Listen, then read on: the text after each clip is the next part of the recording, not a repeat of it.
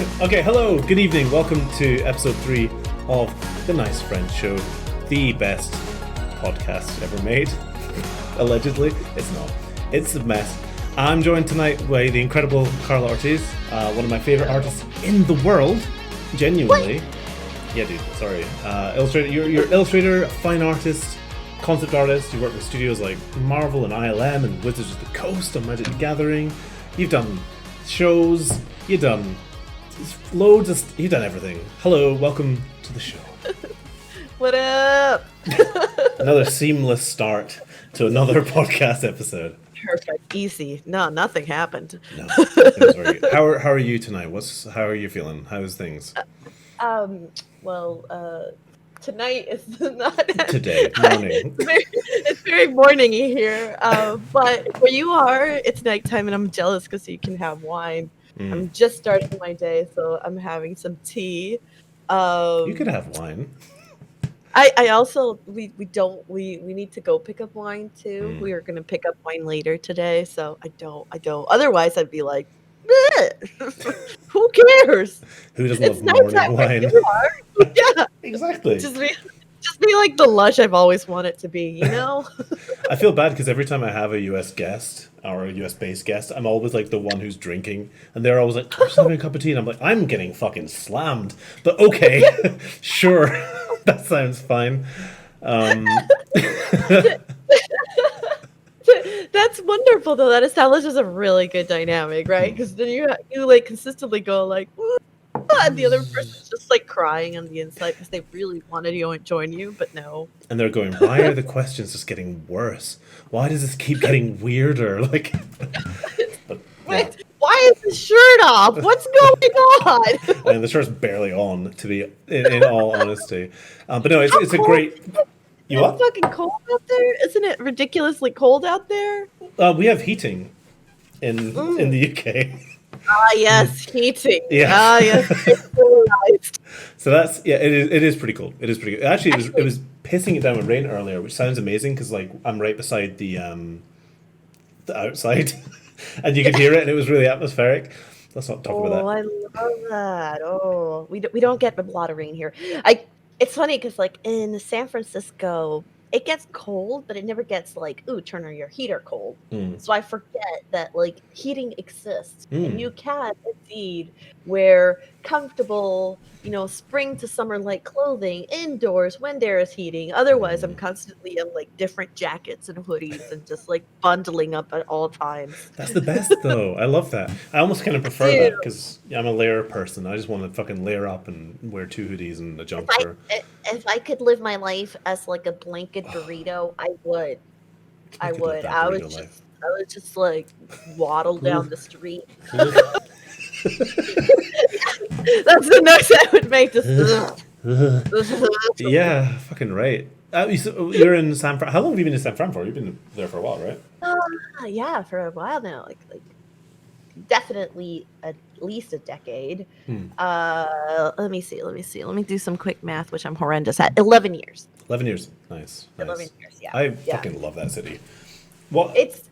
It's like one of the better ones in the U.S. Like for me, it's like San Francisco, New York, and then L.A. third. Yeah. Like I've grown to love L.A., but Yeah. Well, presumably you've gone to LA for work before, but like, do you like? I'm guessing San Fran's like a choice though, because like obviously you could work fucking anywhere. Yeah. It's actually really funny because when I started with Marvel, like 4 or 5 years ago, they did ask me, "Hey, do you want to like move to LA?" And I was like, "Yeah, no." Not at all. poor Ryan Mindeding was just like, oh, okay. And I was just like, and I had to like quickly reiterate, if that's a problem, that's okay, I'll move. My preference is to stay out here. I would like to stay because I like places where I can walk. Yeah. Like I'm a big like walker. Like I don't drive either, so I'm like the same. Yeah. Yeah, I'd rather just like wherever my feet take me, and Sanford. The only 2 solid cities for that in the U.S. are like SF and New York. Yeah. And SF is particularly good because like it's so tiny. Like you can literally walk like from one corner of San Francisco to the other, and in like maybe like 3 to 4 hours. It's not, and that's like you going slow. So it's pretty solid, and it's so small. Pre-COVID times, you'd walk outside and you'd like, always undoubtedly meet someone That's like that, cool. are just like, oh hey, what's up? And then you're just like, oh god, I left the house in like pajamas and brushed my teeth. Like, why? It's like such a like game developer slash artist city though. That must be like accepted at a certain point. Like everyone's a fucking mess, right? Or is it cooler Well, than no. that? No, not at all. It used to be, but and then uh the tech industry took over, and so a lot of I always feel like I'm one of like the few artists, at least from my old art group in San Francisco, left. Yeah. There's still a couple of us, but like it used to be a big art community out here when I first moved in, and then throughout the years it's just been like trickled down to like LA or Seattle or Seattle, other yeah. places. Yeah. Yeah, that's a weird one actually. Which is like, but Well, it has like, it's got like a really European vibe. I always thought like there's something about like SF in particular that has lots of little wine bars and lots of kind of like there's just something about the design as well. The city like I've only been I think I've been 3 times now, and yeah. I absolutely adored it. Like absolutely fucking. I was there for GDC like a few years ago, and just like yeah, I would have quite happily moved there. It's such a cool city. Yeah. Yeah, being in San Francisco and traveling through Europe, it was like kind of striking like how like European San Francisco felt. There's still some problems that are uniquely American, in particular, like when it comes to like the welfare state and like how Yeah. we have none, Yeah. and how like in San Francisco in particular, especially the last like 5 years, it became like a city of like excesses, right? Like so on one side you got like the crazy billionaires. It's like the city with the most billionaires in like America that I Oh, heard. I thought it was fuck. New York, but no, it's San Francisco. Huh. It makes sense because like Silicon Valley's out here. But you see like people like driving like their sweet ass new Teslas, just like, hey man, with like, a bunch of homeless people outside. So it's like it's definitely like Yeah. for people it's definitely shocking, but it's like such a good representation of what America is. But then, and with anything and anywhere in the world, you have like the pros and the cons. But the pros in San Francisco are just like, it really does feel like, in a European city, you can walk everywhere. There's a really excellent like restaurant and bar life. It has like amazing food out here. Like I was actually really surprised. Like, Yeah. I'm just like, oh man, like, and because there's everything here, and I do love that like mix of just like everyone's always speaking different languages. Everyone comes from somewhere else. You have like crazy cuisines from all everywhere in the world, and the produce is super nice and fresh because California is a big farming state. Yeah.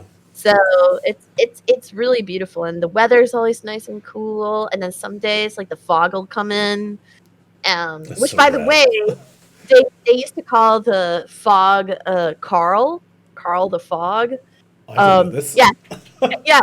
The fog had a Twitter, What? and every once in a while it would post a picture like, oh, I'm feeling quite generous today. Really fun. The fog Twitter account went offline for a while, and then it changed, and it was like, I am now Karla the Fog, and I'm just like, yeah! It is I. Hi, I have turned foggy today. I've assumed my final form. I'm just gassy as Just gassy as fuck. This is just a gassy day, I don't know. It's podcast now. Yes, I don't. It's cloudy. It's Whatever. fine. It's an art podcast. It doesn't matter. We're artists. You can paint Who it. cares? No, we can paint it. Yeah. Yeah. Can you do that science? Can you paint? Probably.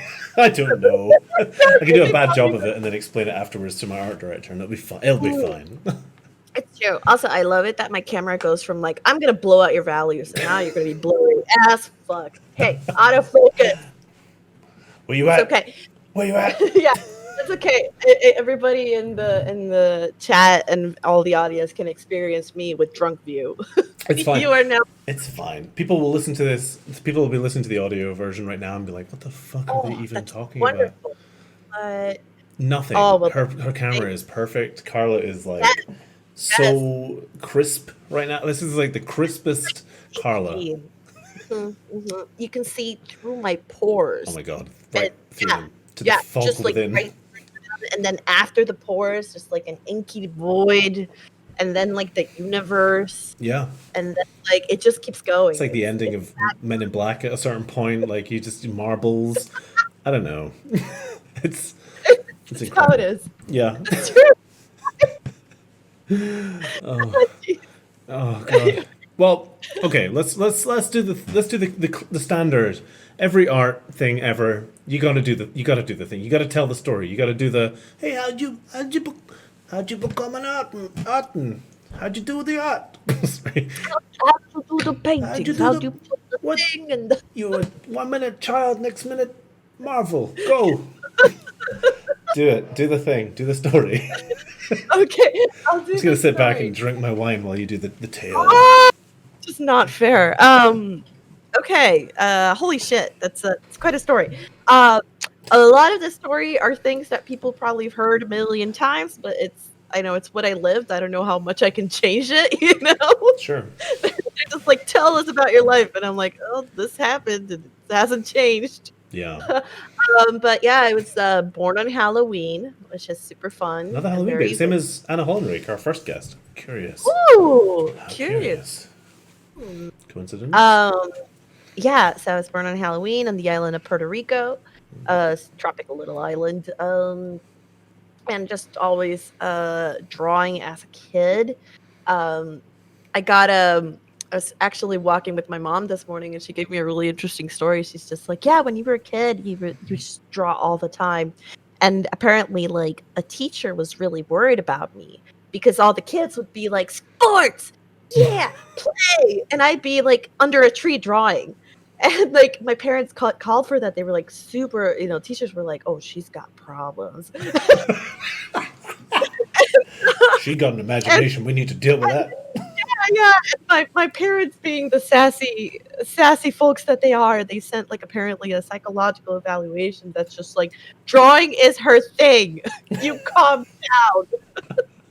So, Oh, that was like a normie school, which is fine, but eventually they found an, art high school in Puerto Rico or like an art school.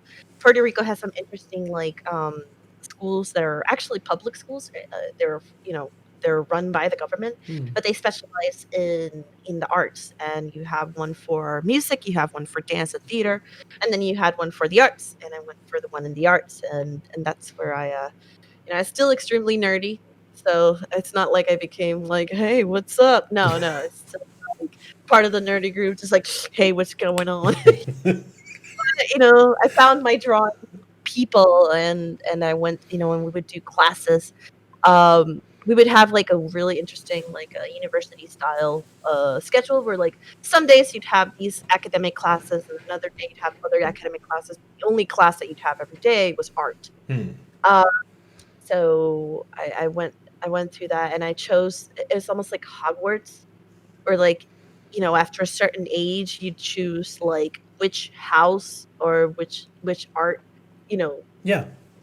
you want it to be. Mhm. And I chose fine art, which was not many kids chose because the teacher was really scary and really harsh, but really good. What were the other Uh, choices? Was it like sculpture, yeah, yeah, illustration? sculpture, graphic design, Hmm. photography. Um, I think there was one. No, I think that was it. It was like sculpture, graphic design, and photography. Hmm. If you were a slacker, you'd go to the graphic design course. Yeah, yeah. I like to see it. Which one was the one you'd go? If you were like, the cool hippie kid, like the cool like outcast, but also cool, you'd go to photography. Hmm. And like the second hardest one was sculpture, because the sculpturing teacher was also really good. Hmm. But the one that most people went were just like, "Fuck it, let's go," was like the fine art one went, and it was that way because like so it was like this like really wonderful like long wooden studio, easels everywhere, and we were on the third floor, and the teacher would wear these like slightly heeled shoes that would tap really hard whenever he'd walk around. So it'd be dead silent, and all you hear was just tap, Oh my tap, god. and you know he approached this. Now, the reason why kids were really scared of him is because he would have one of those like quiet fury tempers. Like he would just deadpan. You'd be like, "I painted this," and he'd be like, and just walk away, say nothing. And Oh.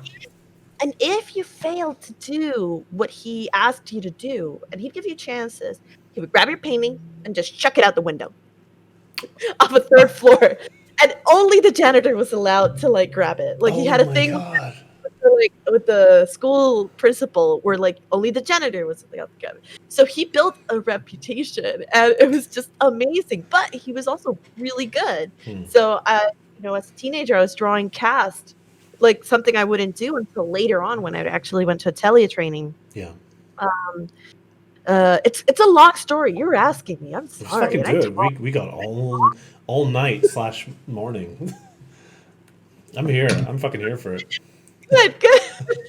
Well, but I did love that. I learned a lot, but I was a cocky little bitch, and I shortly after decided I would go into animation because I thought if I could make a move, I'd own everything. It would just like expand and take over the art world. It's like, so I went to a Static really images. Look at mine. Look at the move. Spirit um, fingers. and I went to a really shitty college. A couple good teachers, but administratively, like it was like the McDonald's of art colleges in the U.S. And I wouldn't be so mad about it if, like, U.S. like student debt is just like out of control. So like, very expensive, too expensive, like Yeah. destructive expensive. But so I went to this shitty college to learn animation, and shortly thereafter, I found out that I hated it because I was much lazier than I thought I was, and I did not want to draw 24 drawings just to do like 1 second. This is so funny, by the way, because like we had exact. This is so far. This is like 100% my story as well, because like I went to art school as well. I had a really Yeah. hard teacher who was like a proper like he basically taught us like atelier style. Like it was like you're doing casts, you're doing life drawing from like 14, you're doing oils, all this sort of Holy shit. And I'm like, I'm gonna go do animation. I went to animation school as well. I also sucked because I was lazy. That's, that's so fucking funny. Like I couldn't deal. I just ended up doing like backgrounds for films, and then I did like sound work for the films because I wasn't good at animation. I just couldn't fucking. That's That's amazing. Yeah, weird. no, same here. Like I would do like animations and like I'd be like, oh god, it just kills me. I hate this. Um so around that time I was trying to look for alternatives because I'm like, well, this plan went to shit. And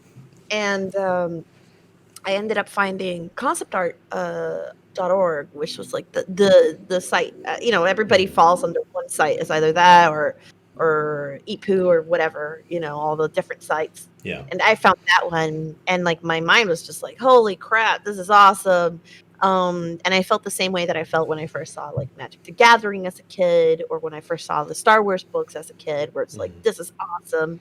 And I wanted to, learn that. And remember, I'm cocky, I'm a horrible person. So I went to the Montreal workshop that they had, and I was like ready to like steal their secrets. But then later on, I found out they didn't have any secrets. It was just knowledge. And I felt like, all that cockiness up here just went like crashing down. Yeah. And I quit art around that time, like Oh shit. complete. Okay.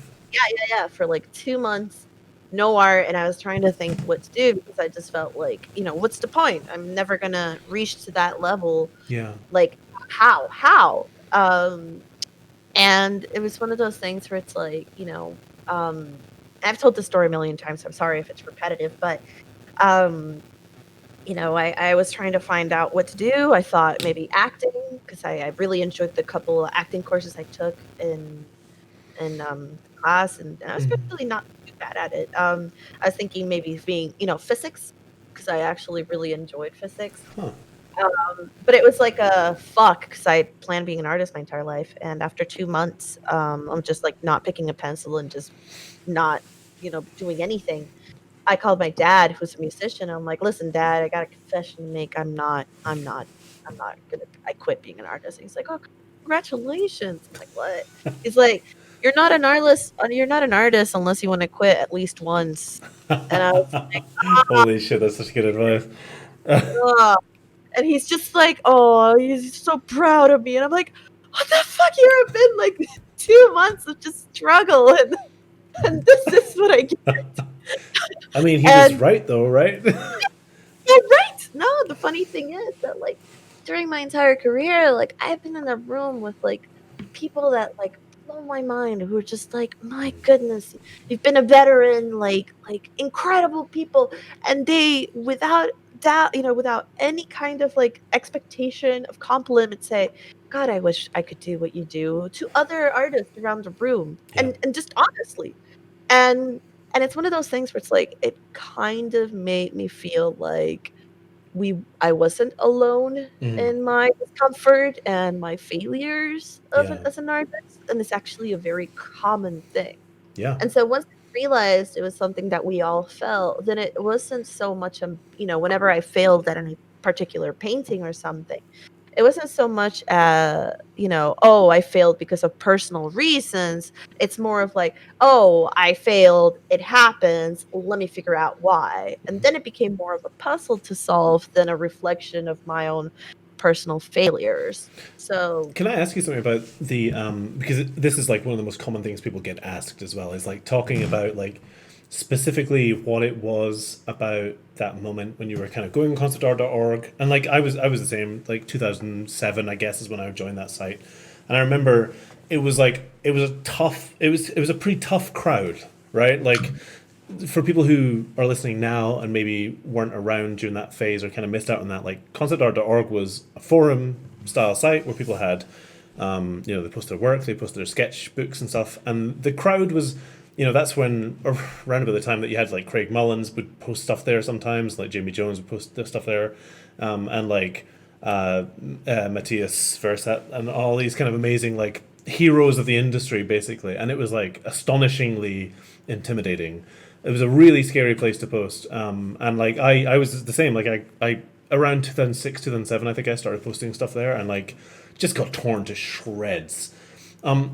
What what was the like specific? Can you remember like specifically what you felt that made you feel like you wanted to quit? Was it posting stuff there and not getting response, or was it just like seeing that work and just being like, I don't know how to do that? Like, do you know? yeah, I remember. Well, at first, I remember choosing my name because I wanted to be ambiguous about my gender. Because I was like, very early on, I was like, I don't know if I want people to know that I'm a lady and treat me all weird. Because I've been to internet forums Yeah, before. yeah, And I was that's like, fair. I didn't know. Later on, eventually, I was like, whatever. This is who I am. Just deal with it.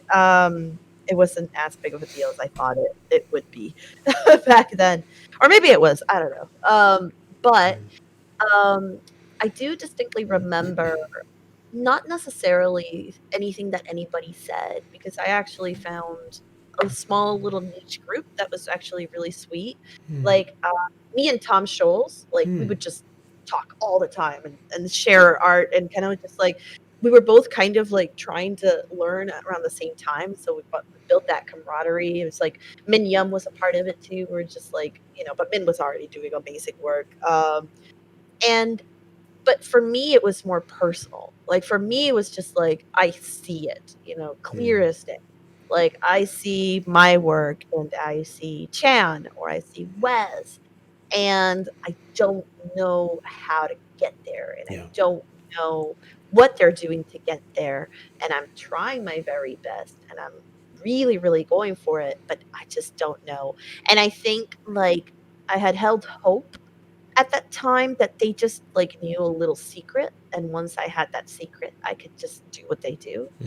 But when I met them, I realized there's no secret, it's just work. And it became like, like I felt like it was I was like only a couple steps away from getting it, and that realization made me feel like, oh no, this isn't steps, this is like kilometers. This is just like my, a very very long road ahead. Yeah. of of knowledge. And it was one of those things where it's like I think that's almost like a passage, what's it called? Rites, or Like a rite of like a passage, or yeah, it's almost like a rite of passage to have that realization of how far you truly have to go, yeah. right? For everyone. But then how you handle that knowledge is what might make you or break you. And Hmm. for me at that time, it broke me. It wasn't like oh, I have lots to learn. Let's learn it. It was more like I have lots to learn and I don't know how to do it. Mm. And like, I'm wasting, so much money that I don't have and in college that sucks. And like I just don't, and I just felt lost. So that's how I quit. And it wasn't until I had that conversation with my dad that, and my dad sat me down. He's like, okay, well, he went a little bit more in depth after that. He's like, well, it's all fundamentals. It's all technique. So what techniques are you missing? And and then I remembered some of the things that some of the artists had said to me, when I asked them like what would they recommend? And then I started doing that. And and then I just did that over and over. I went to the atelier, Hmm. which by the way, this is the logo, and then I You tattooed got a it over tattoo, here. right? Yeah, yeah, yeah. Fucking, that's awesome. Uh, this tattoo is wild. It has a crazy story, but maybe we'll get to it later. It's it's I mean, it's I it's don't a really. it's a bit intense. It's not. It's a bit real. It's not like a happy-go-lucky This is the story. place. This is the place for it. If you want to talk about it, anytime But we can talk about it later. remind me. But uh, so yeah. But I went to the atelier because that was when that opened. That was around the same time that. Sorry, I didn't mean to hit the microphone. But when that opened, that was around the same time where I had just left my quitting stage, and I was like just devouring knowledge and information, and Mhm. I just want to learn. I just want to fucking learn. um my mom, she struggled like crazy, but she found a way to give me like 15, like not 15,000, like $1,500. And in between, I think it was between 1,500 and $2,000. She was like, okay, just go to San Francisco. And I did. And I went with my buddy Cole Eastburn, who Mm. is right now I think he's still at Blizzard. Mm. And we drove cross country from Florida, where we were living, all the way to San Francisco. We ended up living in like one of the like worst areas of San Francisco. Oh no. And we were actually homeless for a little bit, because we didn't have a place. We had booked a hotel, but it was so horrible. Like it was just bad, and we Oh were like, man. no. So we jumped around from hotels, couches, and so on until we found the small little place to live in, all of us together.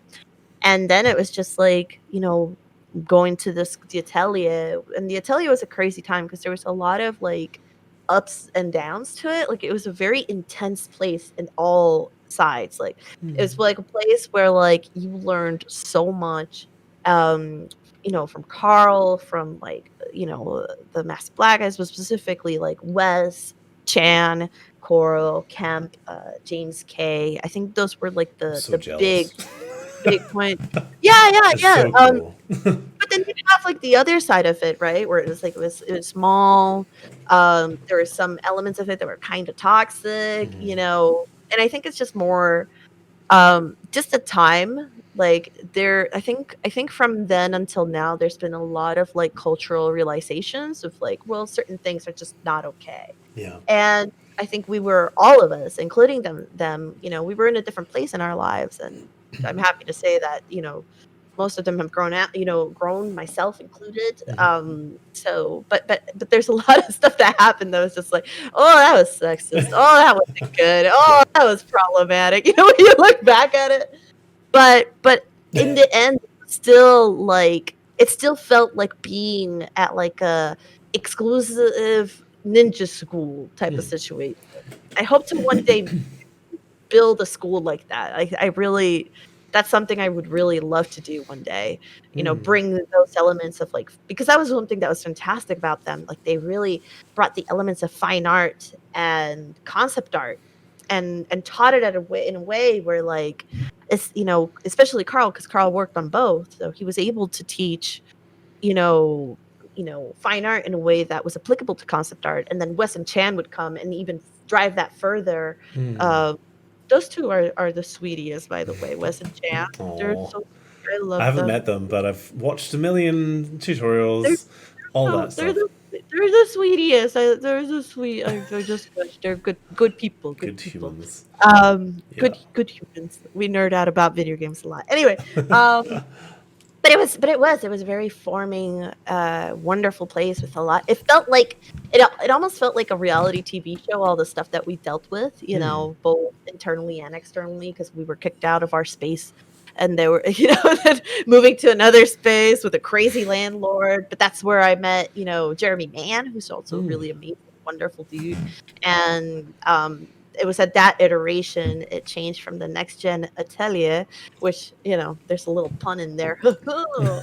just to, just to show you what's going on in there. Love it. Love it. Love it. Yeah. But then it's when it changed to the more classier safe house, Hmm. and that's where we got all the logo stuff. Safe house tattoos. Yeah. Yeah, yeah. Because that became a different iteration of the atelier. So the atelier for me was where I learned. But the safe house, I'd come in, I had already gotten my job, and I came back to do a year of teaching there. And also they would have like artist studios, and we would have like really wonderful like events. We'd have like the biggest silent auctions where we'd just give everybody a ton of booze. So they just like spend a lot of money. Sounds amazing. It was really like a wonderful time. It was just unfortunate that it coincided with the time of the rise in tech. Hmm. So business spaces in San Francisco were becoming horribly expensive. The landlord of the place where we had turned was horrible. Hmm. Uh, he's the kind of guy I remember. Oh, this is gonna be crude, but I remember walking in one day. I'm about to teach because I was at that iteration of the school. I was teaching an illustration class, and I was just gonna talk to Carl. I think it was talk to Carl about something. It was something. But I remember walking upstairs, and the guy was on a ladder. He was wearing short shorts and without and I could see his ball hanging out from the shorts. And I'm like, why? And he's like fixing a light What's bulb. wrong? And I think ever since then I've had a visceral hatred for dudes in short shorts. That's fair. That is fair. Now that I think about it, I don't know. You should be able to wear whatever you want. Glad I Have didn't fun wear with my your short work. shorts tonight. But also, that little no, that was not cool. That's incredible.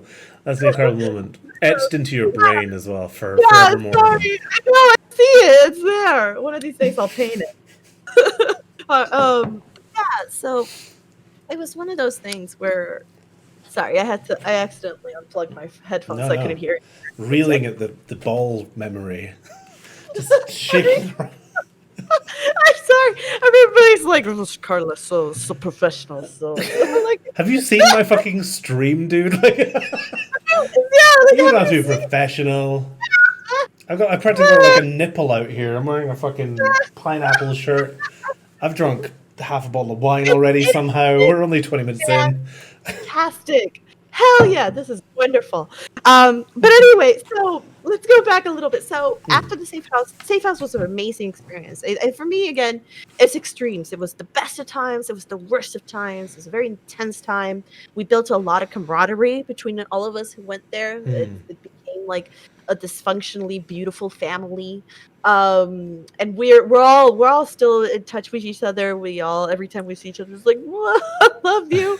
Um, some of my best friends came out of there, and that's actually a place where we made friends with people that I never thought it'd be, like, for example, Wes and Chan, and especially Wes, he became one of my really good buddies. And you don't expect that when you know especially from a long time ago when I was looking at their work and thinking I will never be as good as they are. And, which is a silly thing to think about because you don't want to ever be as good as anybody. You want to be as good as you can make yourself be. You don't ever want to be someone else. You want to be like the best iteration of yourself. Yeah. And yeah, but then after the atelier, I got about a year and a half in, I got scouted by NCSoft to work on an unannounced project that became then a shelved project. But then I worked a little bit on City of Heroes, which is like a very old I school. remember that. Holy shit, Yeah, yeah.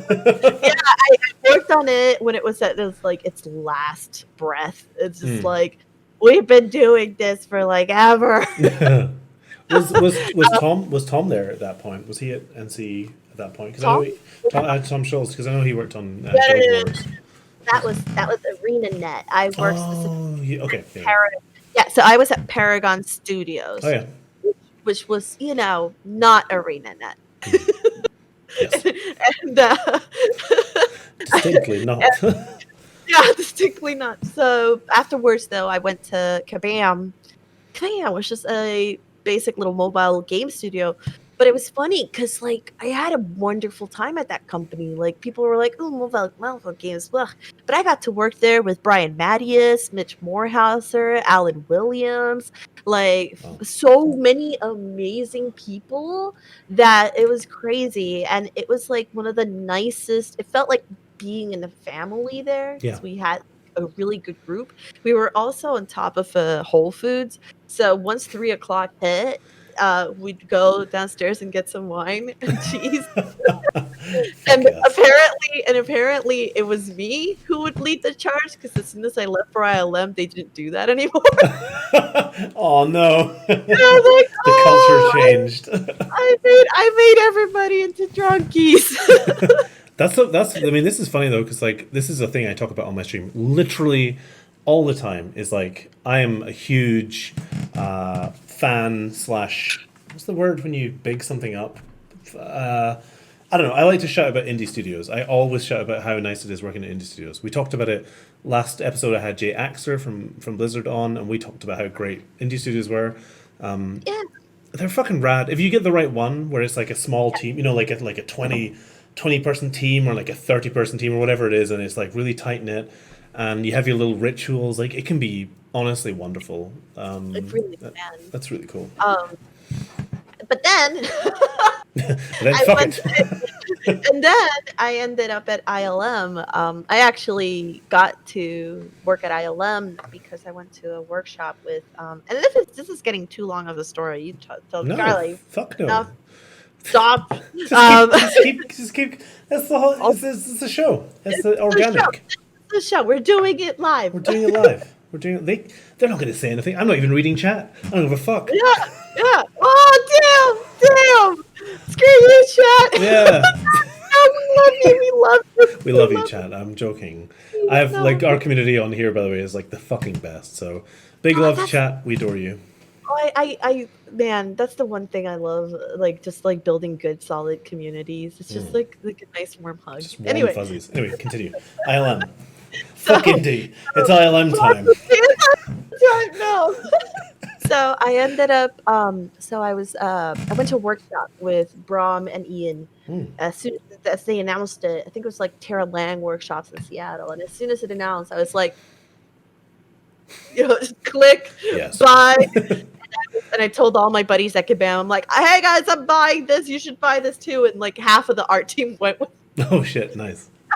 But it was really just amazing because like I got to learn, from two of my biggest inspirations. Because Brom was the reason that I got into Magic the Gathering, it changed my entire art because I was originally drawing Sonic the Hedgehog and Disney.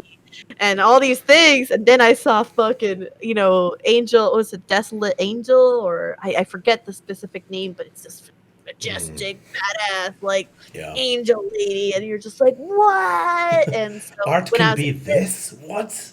Yeah. So like as a kid, it was like a mixture of like Brom, and then seeing like Ian Star Wars, costume, designs and drawings. Ian McKay, I assume we're talking about. Yeah.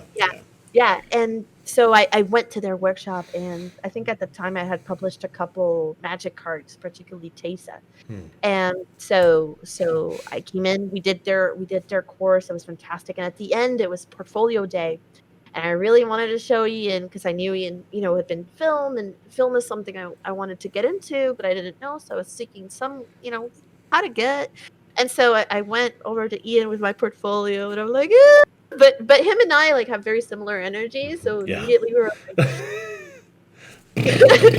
Too vibrating over caffeine. here, and I'm just like, and so I show him my work, and he's like, "You're hired." And I'm like, "Hired? Hired where?" And he's like, "I don't know, but you're hired." And I'm like, "I get it." That's amazing. He said that in front of my boss at Quebec. Holy shit. And he was just like, "She's hired. I'm so happy for her." That's oh my god, Thomas Denmark, poor Tom. That's the power, by the way, if anyone's listening right now, that's the power of a fucking good portfolio. That's the power of good, solid fucking fundamentals, solid folio, and like being able to talk to a human. Like the three things that you can put work down in front of Ian McCaig, the guy who designed Darth Maul. Come on now, and he was going to be like, "Yeah, all right, you're hired." That's amazing. Oh so no, good.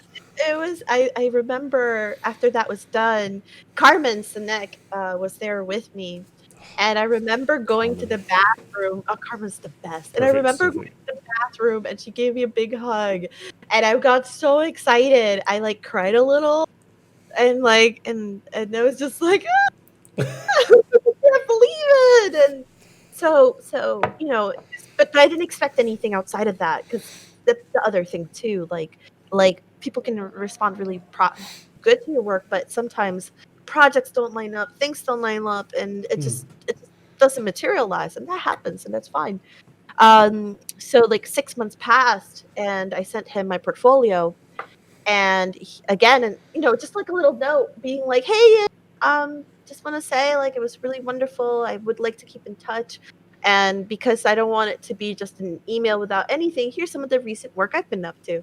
And he's like, "Wait, you're in San Francisco, right?" I'm like, "Yeah." He's like, "Oh, I'm here too." I'm like, "I know good coffee spots if you ever just want to like meet for a quick cup of joe." He's like, "I have a great coffee spot too. It's an ILM. Come visit me." Oh, And I oh. was like, Okay." And so I brought my portfolio that day because I'm just like, just in case, you never know. And Is this a I physical went, folio or is this a digital folio at this oh, point? digital, Okay. digital. Yeah, no, iPad. iPads are great because like people could Mm, see it at bars at night. 100%. Yeah. That's how I got my Magic the Gathering job, was at a bar. Oh, really? Oh, we'll talk about that after. I want to hear that afterwards. Yeah. Oh, I got stories about that because I screwed up my deadline for Teysa, my first Magic the Gathering card, really Who bad. was your AD for that?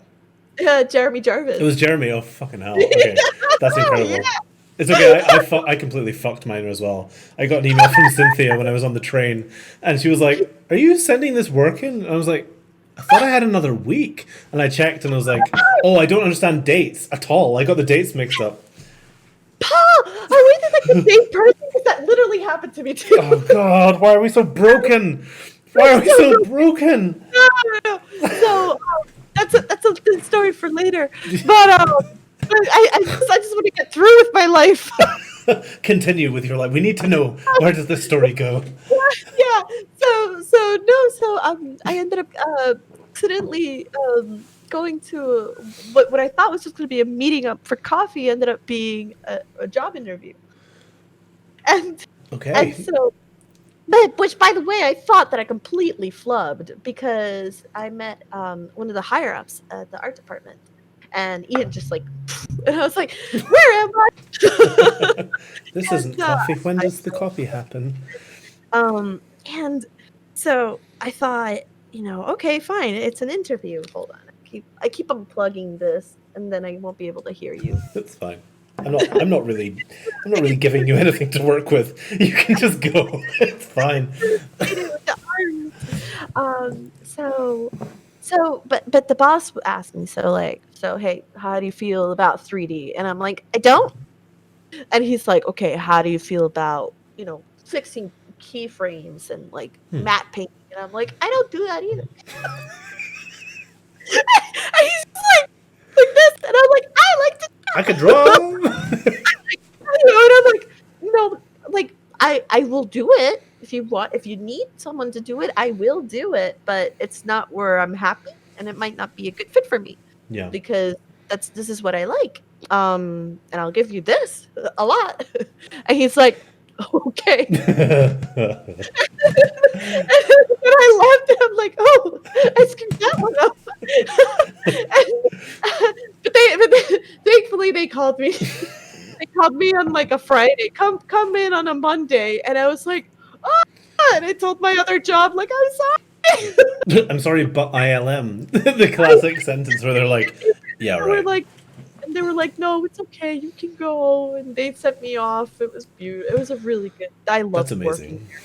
And then I worked with ILM, and I got to work on like Rogue One, Lucy, World of Warcraft, Jurassic World. I worked briefly on the Star Wars movies, and by briefly, it was like an afternoon where Ian just like popped to my cubicle. Do you like to work on Star Wars? And I was just like,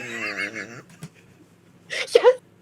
He's like, how does like 4 hours sound? I'm like, yes.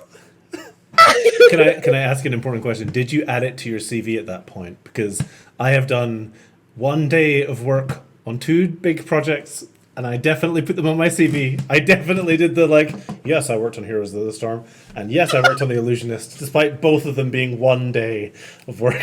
Why not? You know, I was there. You were there when it happened. There. I touched 2 frames. It's fine.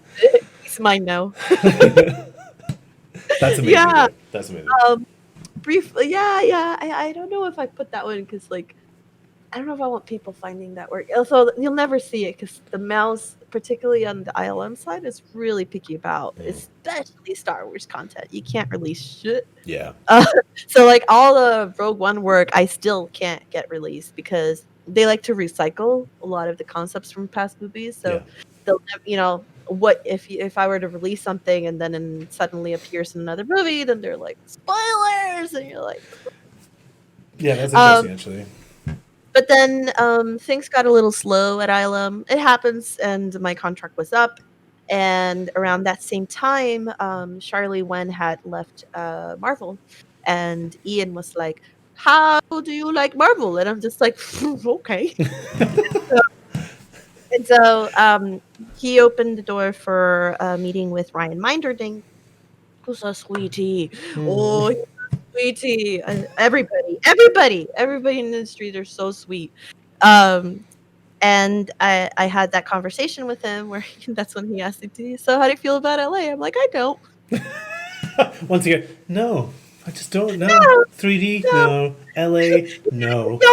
You always gotta preface it with like, if this will not get me the job, then I will. Maybe. But like, if we're here at the table negotiating, then nah. Yeah.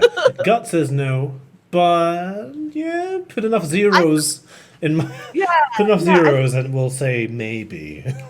I've always been really, really into just like following your gut about what makes you happy, like trying things out.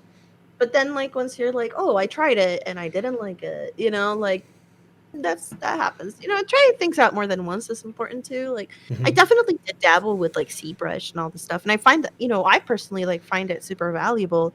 It's just I still find more enjoyment building things, you know, painting things. Yeah. Like and the same thing with like, for example, like I've used oh god, Google SketchUp. That's the one thing, because it's just like block in a warehouse, and then you can put.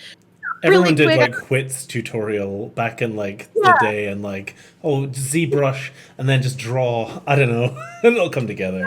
Yeah, exactly. You're just like, I just need blocks, and so very rarely will I use that if I'm just like, okay, I gotta go. I don't have time to figure out, but I like to figure out spaces, and I like to learn and I've been in Marvel on and off ever since then. I think I was with Marvel for about 2 years straight, and then I took a pause because things slow down, and when they slow down, but I worked with Universal Studios at the time on Dark Universe. I worked with HBO, directly with Joss Whedon, who has now left that project. Oh wow. So it's just like, I wonder if people get to see what I did. Oh, that's Oh, so I cool know. though. Yeah, no, and I work with HBO and now I'm, and now it's like Marvel and WB, and I'm just jumping around everywhere. Yeah. So yeah.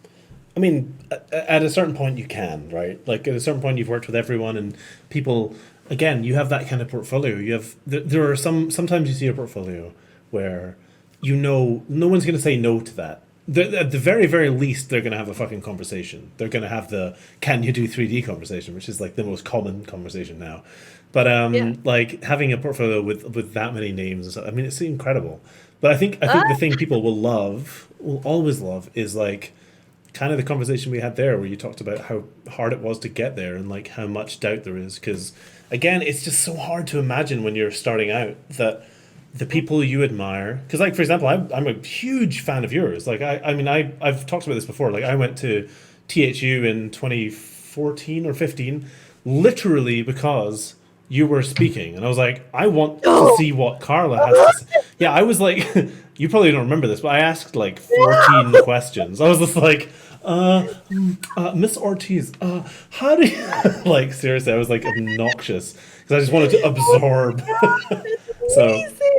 but it's the same. Oh, It's the same thing, right? Like I you hope see it's work, a you want to good absorb it. meeting. It was good. It was good. I was like, oh, Okay, good. I'm chaos, glad. chaos Yes. exists. That And is my energy. I used to curse so much more. See, I can't Like, not. Like, I've just given up. When I was thinking about how to do this Twitch stream, and we should talk about Twitch as well, because it's really interesting. But, like, when I was thinking yeah. about Twitch, I was like, how professional do I go?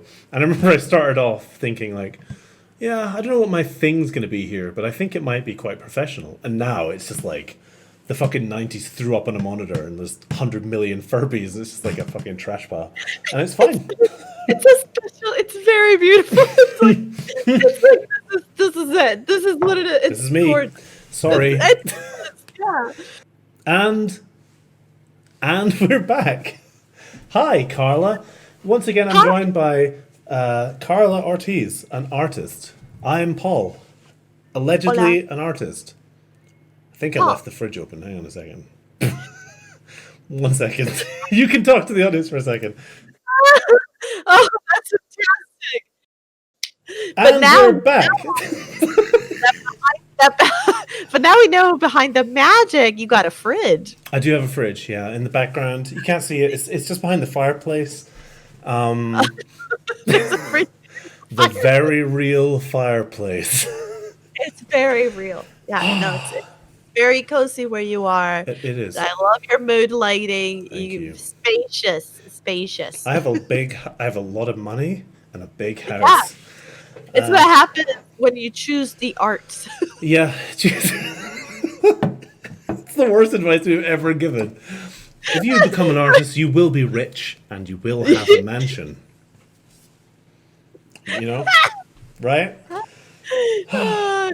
Oh my It's fine. I'm god. just gonna drink from my cafetiere of gin. Crap. I'm laughing, but I'm crying very heavily. Yeah, being an artist is good. All right, well, that was. I'm glad we covered your journey. That was very It was interesting. a journey.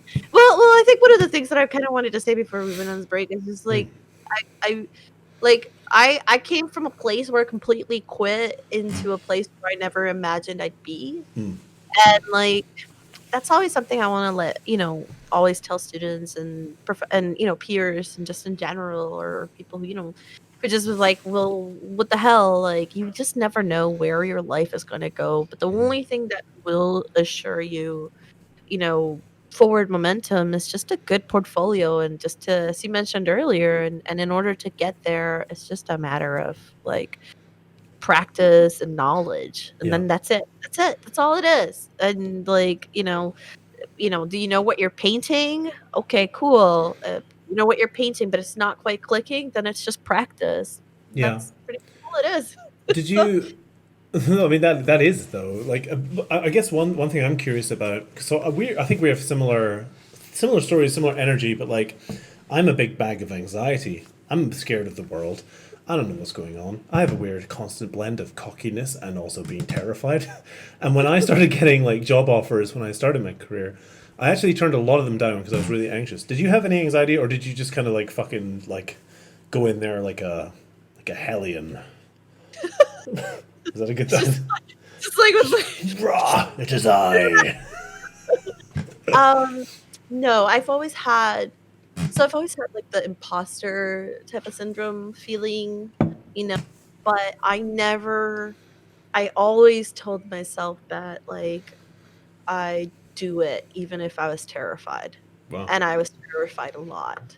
And I still get you still get like certain jobs or someone's asking you to do something and you're like, oof, oh, this sounds like important. And you're just like, oof, like, all right, okay, let's go. Um, and I do really well under pressure. So, like, and because I think the reason is because that pressure doesn't let me like overthink things. I just Yeah. go. And so yeah, so I've always said yes to things even if they terrified me. That's I think my if I were to say like what's your superpower? Like that would be it for me. I think that's fucking legit. Like, I think that is legitimately a superpower. And I think it's a good thing for people to hear as well, because certainly for people who are in my shoes as well, I still regret turning down like jobs. You know, I feel like I would have been in a different place, that's for sure, had I taken on, because I think it took me. I started getting like big job offers.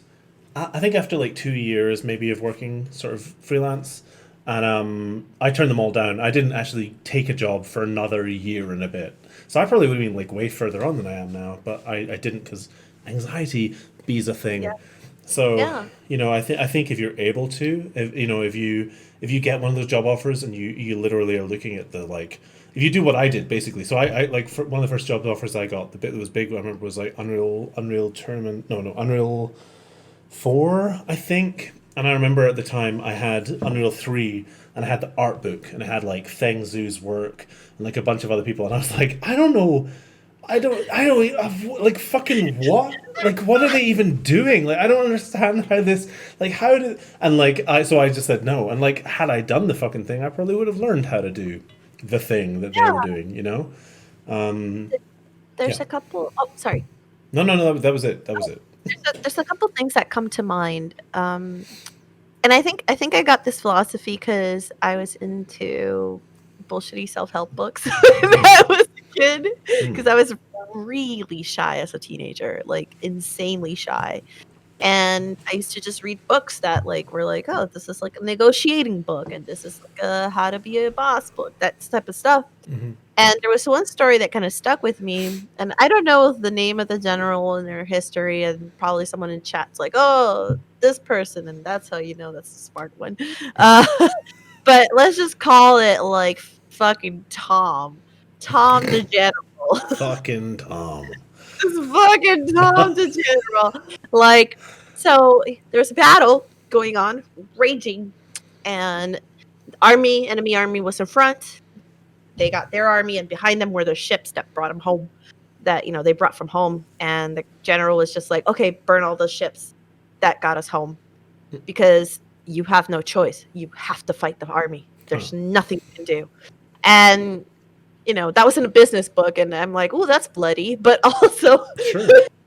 but also like like that's kind of been the thing where it's like if I jump and do the thing that's super scary, it's like sink or swim. And that's where actually found a lot of development, just because pressure, but it can be very debilitating. But then the thing that also helps me cope with it is that I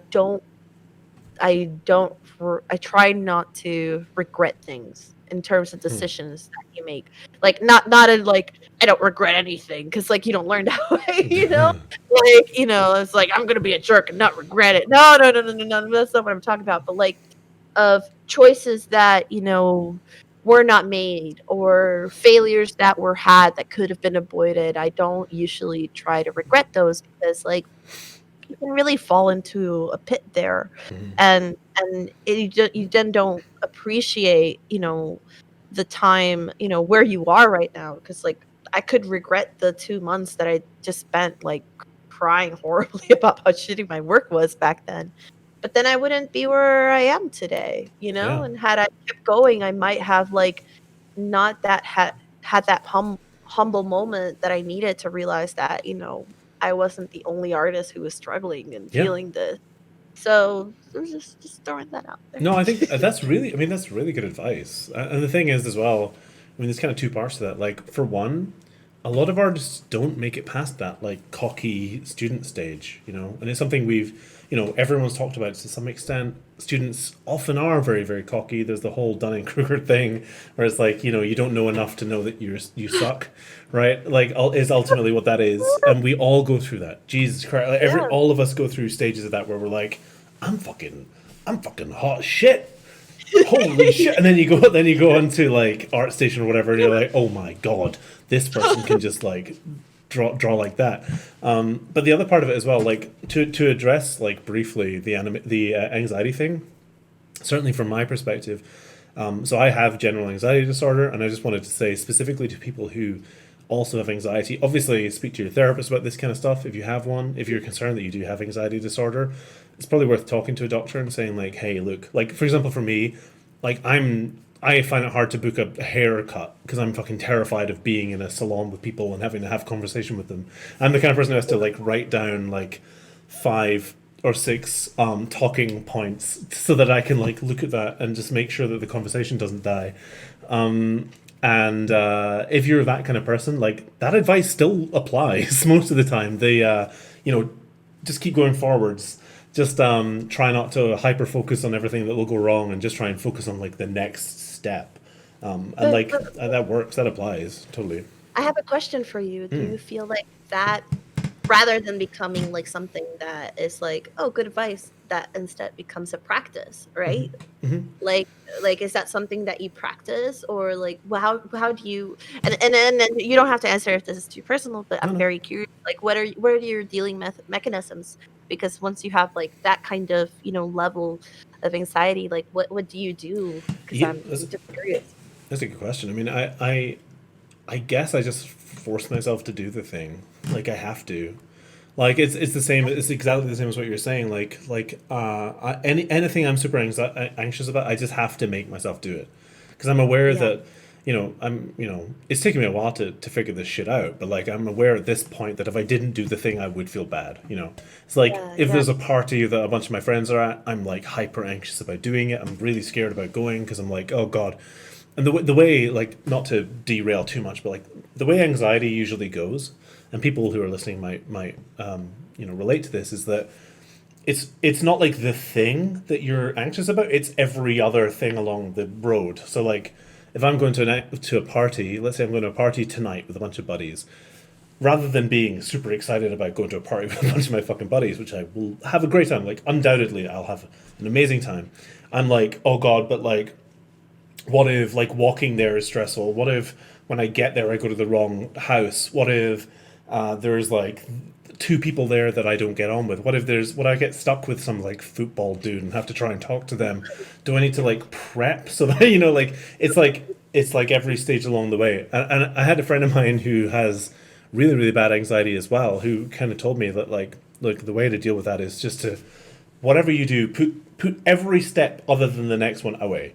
Like just focus on getting to the party. All right. So it's yeah. like, okay, cool. All right, I'll walk. I'll put my music on. I'll maybe have a beer first of all. I'll walk there. I'll get to the fucking door, open the door, and then like then I can look at the next step if I still have time to feel anxious about the next step. And it Yeah, kind yeah. of works. Like Yeah, yeah. that's really good advice. I thought for so it's funny because like I've come to realize that I have some social anxieties for sure. Because I feel not exactly that way, but very similar. Like my anxieties are just like I'll suddenly be in a giant crowd and I feel really awkward, you know. Yeah. And it has nothing to do with anybody. It's just like I think like I'm kind of both extreme. I'm extrovert in certain occasions, but I'm more introverted than anything. And, like, it's that, like, anxiety that you feel at the bottom of your belly that you just can't quite it's like a weird feeling that you Yeah. feel. I do get like that sometimes, especially, like, parties where I don't necessarily know someone. It's like, Yeah. but it's the same. I just go. I just push myself and go. Yeah. Yeah, you have to, right? Because otherwise you'd never fucking do anything. Yeah, yeah. I mean, you can always like, and I think that's also not to say that you end up in like difficult or dangerous situations. That's Well, like, yeah, that's a like good point.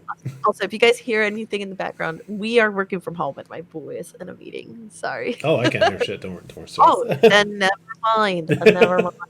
Um, That's fine. but yeah, no. So yeah, good. That's good. Interesting chat.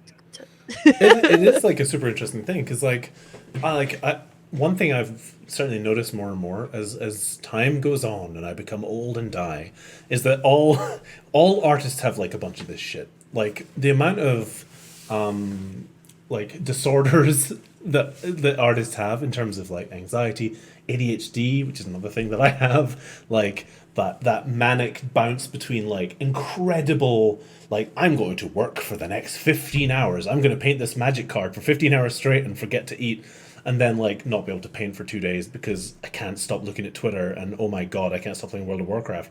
Like these things are so common. That's been my life. Outside of work, it's been Twitter, which damn, and Yakuza, which is excellent Oh game. shit, you're a Yakuza fan. I've Like never a played dragon. Yakuza. It's my first Yakuza game, and it is amazing. Oh Oh shit. my god. Which is So, the new one, eh?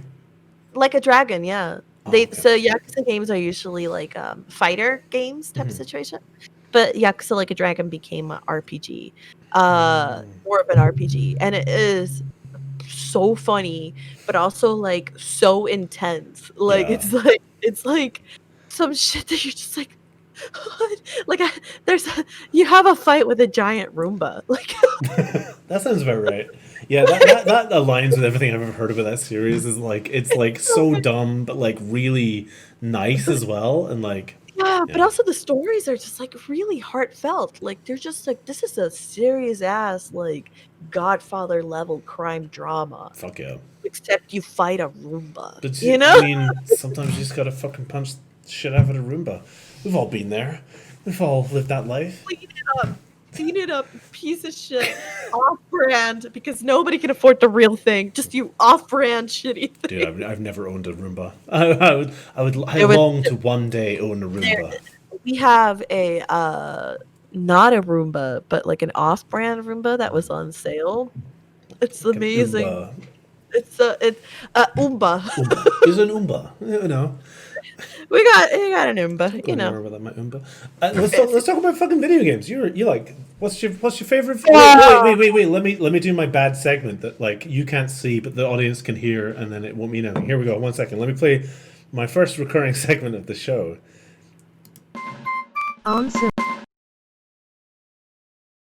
Answer me these questions 5. My famous segment. First question. Video games. What are they? What are you? Do you like them? I got muted. Oh, I didn't even. It'll work on the podcast. It doesn't matter. This dude just asked me what video games are, and do I like them? What are video? What is games? What are video games? Listen, video games are lots of electronic data that creates an interactive toy, pretty much, or an interactive story, depending on it. Okay. Thank you. Finally. Thank you. Now you know. Finally, I know. I'm a big nerd. I love video games. I love specifically RPGs of any kind, RPGs, JRPGs, Sims type of not The Sims, although I played The Sims, but like simulators, like farming simulators and stuff like that, adventure games, adventure RPGs. The only games I don't always love because I tense up with them. I get too into them are first person shooters. That's fair. Because I couldn't play Horizon Zero Dawn because of it, just because I would just end up gripping my controller, and I'd just be like so into it that my hands would hurt. Weird claws at the end. And I'd be like, yeah, no, I can't do this, and I get to. So for me, video games are like where I go enjoy stories or experiences and chill out. Like I will play like the fuck out of like a Stardew Valley or like a Harvest Moon or a Story of Seasons and just be like, I'm gonna plant these seeds and bullshit. But I also enjoy fuck out of like a Final Fantasy. In fact, I was thinking about it and it's like for some people it's like comic books, for some people it's like Star Wars. For me, it's Final Fantasy. Huh. Like that Yeah. that those are the kind of games that just like got me. 7 has a super soft spot in my heart. Of course. It's like it taught you at a very young age to mistrust corporations. Like, how can you That's true. not? That is so true. Like, you replay it again, and you're like, "Oh, this is a game about eco-terrorism." Okay. Yeah. It's not subtle at all. Turns out we were just too young. It prepped you. No, I'm fucking down with it. It's interesting, like, because I'm the same, but I always was like a Western RPG person. Like, I didn't really get super into JRPGs apart from FF7 for sure. Like, yeah. Pokemon, which Pokemon Red obviously was like my first kind of entry into that space because I was like fucking 1. How old are people when they play Pokemon Red? 15? 1. But most of mine was like Baldur's Gate and like Diablo and kind of Western side. So I never got into those until later, just because I was always console, and a lot of those games were PC, and I didn't get a PC until it was like, an early teenager. I was like the other way around with consoles.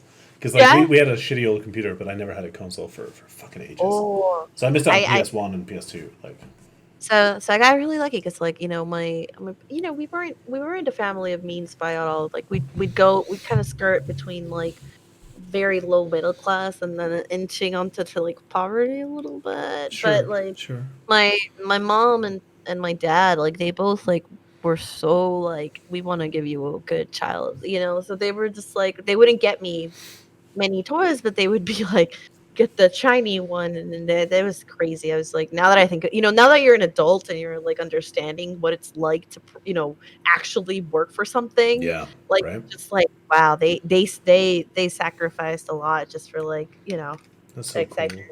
I lucked out in that department. But yeah, it's God, yeah, video games I adore. It's like the one thing I will be like, 90 and I will still be like gaming away.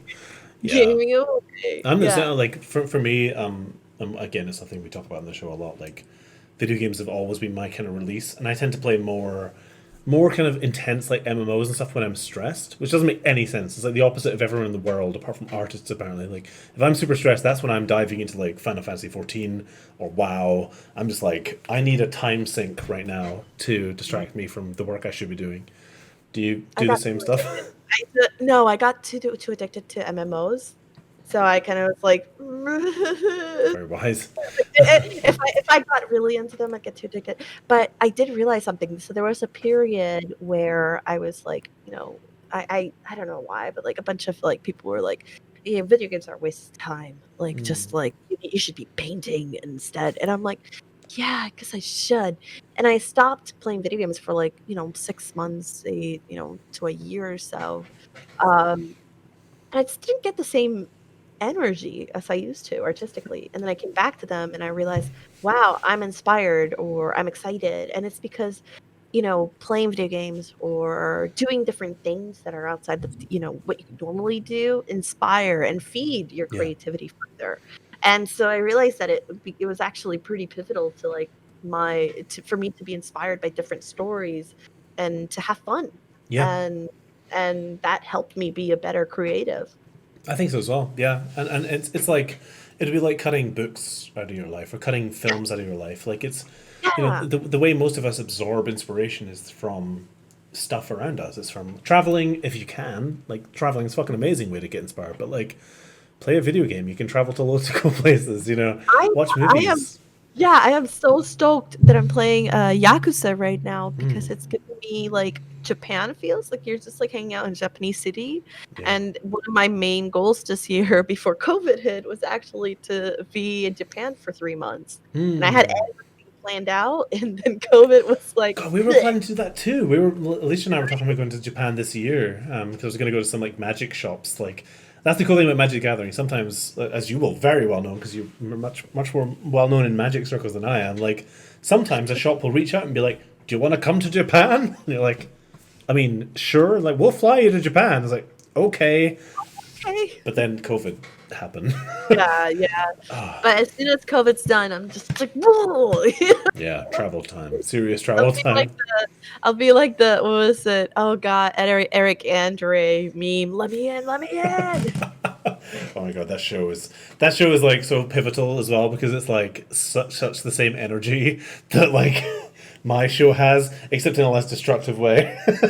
Yes, do yes. you do you feel that I think energy? Do you vibe with yes, that? yes.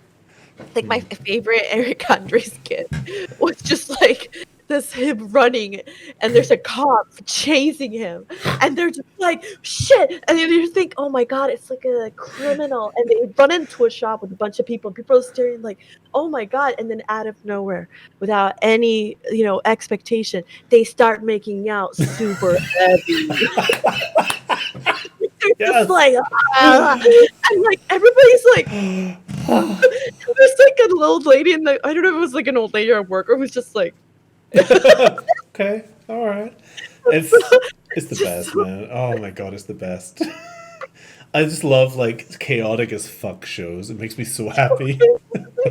like it's like so it's like it's hard to watch sometimes. You Oh just like yeah, you feel so much cringe. dude, Bird Up is something else. Like, Oh, be, Bow, bow, bow. they did Bird Down recently as well with it's With fucking oh had god, Perez, yeah, it's yeah, this incredible. is fucking crazy. It's fucking Oh, incredible. man. But Oh, yeah, yeah. but games are fine. I was gonna ask fuck. Next topic. Bam. Are your family still back home, Puerto Rico? My dad is. Okay. My mom actually lives a couple buildings away from Oh, me. she's SF bound. That's Yeah, that's yeah, fucking rad. she actually, so she does wardrobe, and she was working with Hamilton, the musical, Hmm. for a while. So they actually had one out here, and she was just like, "This is awesome!" Oh, so she does And wardrobe. That's cool.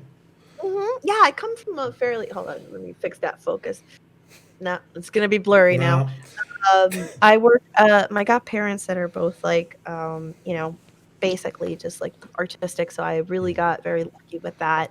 Because I'm talking to so many students, not everybody has that, not everybody has an artistic family that understands. Most of the times like you know they don't come from artistic families and their Nope. parents are just like and parents are just like, you are going to starve because that's what everyone thinks about artists. But like, Yeah. so I lucked out. I think, by the way, really quickly to add on that, like, that's whether it's family or friends. That's why I always recommend people to find a good, solid support group. You know, Yes. uh, find people in your life if you don't have them, seek them out. But find people in your life who believe in you, Yeah. because it's so important. Join the nice friend club. Come to my Discord. It is the nicest place. No, but There we actually, go. There seriously we though, go. that's super true though. And actually, obviously, I'm speaking as myself. Like I came from a family who are not artists at all. Like my parents are miles away from that. They were very supportive though, which was very lucky. But like they never got it really. So like coming up as an artist, I had to make friend groups and try and make friends. This I'm trying to get no. I'm trying to get the focus to change. I don't agree. Shut up. I don't want to look at your stupid face anymore. I'm fucking done with this. But but no, like certainly for me, like finding once I started finding my people, you find once you like you were saying when you join the atelier, you start finding your people. It really does change stuff, and like that's why I wanted to do this shit. That's why I wanted to start building a sort of art community around like not being a dick. That's like the core kind of conceit. And I know there are a lot of good art communities. Like Art Corner exists, which is awesome. Like CG. Oh gosh, what's Carol's fucking group called? I can't remember. CG Hub, CG Core. A bunch of really nice people. Like there's definitely a bunch of good ones. But mine is the best, so definitely follow. Yeah, it's it's great to have you. Pimping the best friend club, the nice friend club. I don't even know what it's called. Doesn't fucking matter. But yeah, having like a bunch of people who you care about is really special, and who will like critique your work and like look at your work and tell you if it's good or bad. Is really I definitely had like a point I was veering towards there, and it's just gone. It's just fucking gone. You like no, it's a good point. You're like community, and then also you're like, and for $9.99 you can turn what? For only subscribe now. The subscribers get no benefits. I feel really bad. My subscribers get like nothing. Smash that like button. Hit the bell. Ding the bell. Remember, it's your boy. It's your boy. It's your boy, Paul Ortiz. Can we do like a collab channel? Just like the worst YouTube channel. Yes. You see, like I'm actually one of the things that I want to do is because I also Twitch, but like I've been struggling lately because like my schedule's too crazy, so I have a hard time, staying with a solid schedule. Even though I love interacting with people, it's so fun. But one of the things that I'm doing is I'm recording things individually so I can just push out my stuff on YouTube and just create that content on Twitch Live. But I've been looking at a lot of like, what's on YouTube, and it's like, hey fam, what's going on? Lots of like, hey, what's this? What's happening? What's going on? It's your boy. It's your Hit boy. that button. 400 cuts every sec. Yeah. Sorry. It's destroy. It's your boy. Fucking. Your boy. See, what I do is like the most ridiculous oil painting, because the most ridiculous oil painting channel that you've ever seen, or it's just like, we're painting portraits, they're fantastic, but also, fuck, I just dropped everything, and tits, let's paint this nice little booby over here. Oh yeah, look at that. Oh, I just painted a man, his eyes are working, and then I fuck it up. Look at that. Like, I just want to be that, and Chaotic Bob Ross. like if the Bob Ross was in like HBO comedy special, like that's what I want to put out into the world. That's your space. That's like the perfect space for you to be. You're one of the best fucking painters like in our industry. So fucking do it. Just do it. In fact, let's pimp your channel midway through a podcast, which doesn't make any sense. What is your Twitch channel? Tell everyone. Oh yeah, that's right. Twitch TV, the thingy, Ortiz art. Just K Ortiz and then art, and that's it. Go there. Stop this podcast. Stop listening to this shit, you idiot. Go listen to Chaotic Bob Ross. This is simple. You have multiple tabs. Oh shit! Yeah. Listen to them both. By the way, if you listen to this podcast at the same time as Karla's Twitch, they actually sync up. It's like a Tool album, and you'll get hidden messages. Yeah, we did that. We worked really hard on that. We've been working on this for years, frankly. I need to pee again. How do I need to pee again? It's been like 40 minutes. Half an hour. I'm a 6'2" child. Can we just take 1 minute? I gotta pee.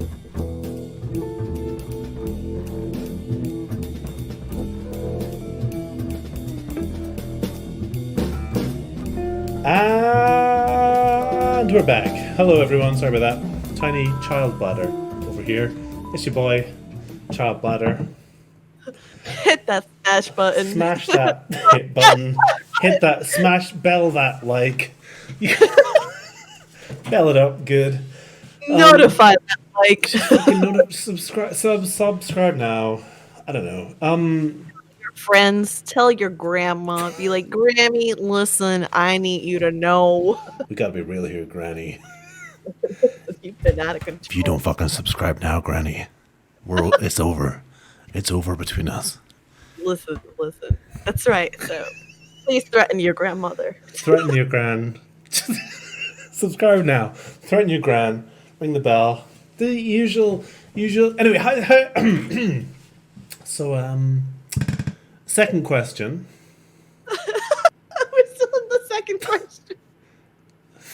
This is awesome. Furbies. How do you feel about Furbies? They're great. Just like we're going like wee. Like an Ouroboros just spinning in perpetuity. Furbies. How do you feel about Furbies? Furbies are great. Furbies have like this distinct face, and it's like both knowingly and horrifying, and it's like there's a universe of joy and horror behind that face. I I found them very intriguing when they came out as a kid, and I think, like, everybody wanted them, but I was apprehensive. Like, I was like, "I kinda want one, but I'm also scared." Like, that's how I feel You're now. a wise child. You're like the wisest child. You can see. It's like staring into the abyss. Like, they're cute, but also they are definitely creatures of the cosmic and of the Oh, yeah. cosmic universe. They will Undoubtedly. shank you, Oh you yeah. know? Like, Furby looks like if you, like, talk to a bat, it'll do, like, this thing where it just, like, its eyes will look at you. Whoa. Like, straight at you, like that Chuck E. Cheese meme of, like, the Chuck E. Cheese being like, you know? Horrifying. Yeah, Okay, that's but yeah. good. That was probably the best answer we've ever had for that question. Usually, that's the first question I ask, and the only one I Oh, prepare. And in fact, but I've now answered all my questions. I thought it was 5, there's only 2. We'll find them. I'll find them in time. I'll think of them. Um, we we talked briefly about social media, Twitter. How do you feel Ooh. about that? Because you're a spicy creature on the internet. What? How do you feel about See, being an um, artist on the internet well, and being a woman on the internet as well? Both of those. yeah, as a woman on the internet, it is a ride. It is something. I got stories. I got a I'm just really gonna mute good myself now for this next section. I got a really okay. So back in ILM, this is just to show you what a woman on the internet has to deal with. Please. This morning, early morning in ILM. Oh shit! I was literally drinking from this cup. There's a at ILM. There's a actually inside. Hold on, the values get crazy. This is MySpace mode. MySpace mode engaged. Down. So in ILM, there's a cute little coffee shop inside the premises, and it's called Java Hut. That's But anyway, but okay. it really is.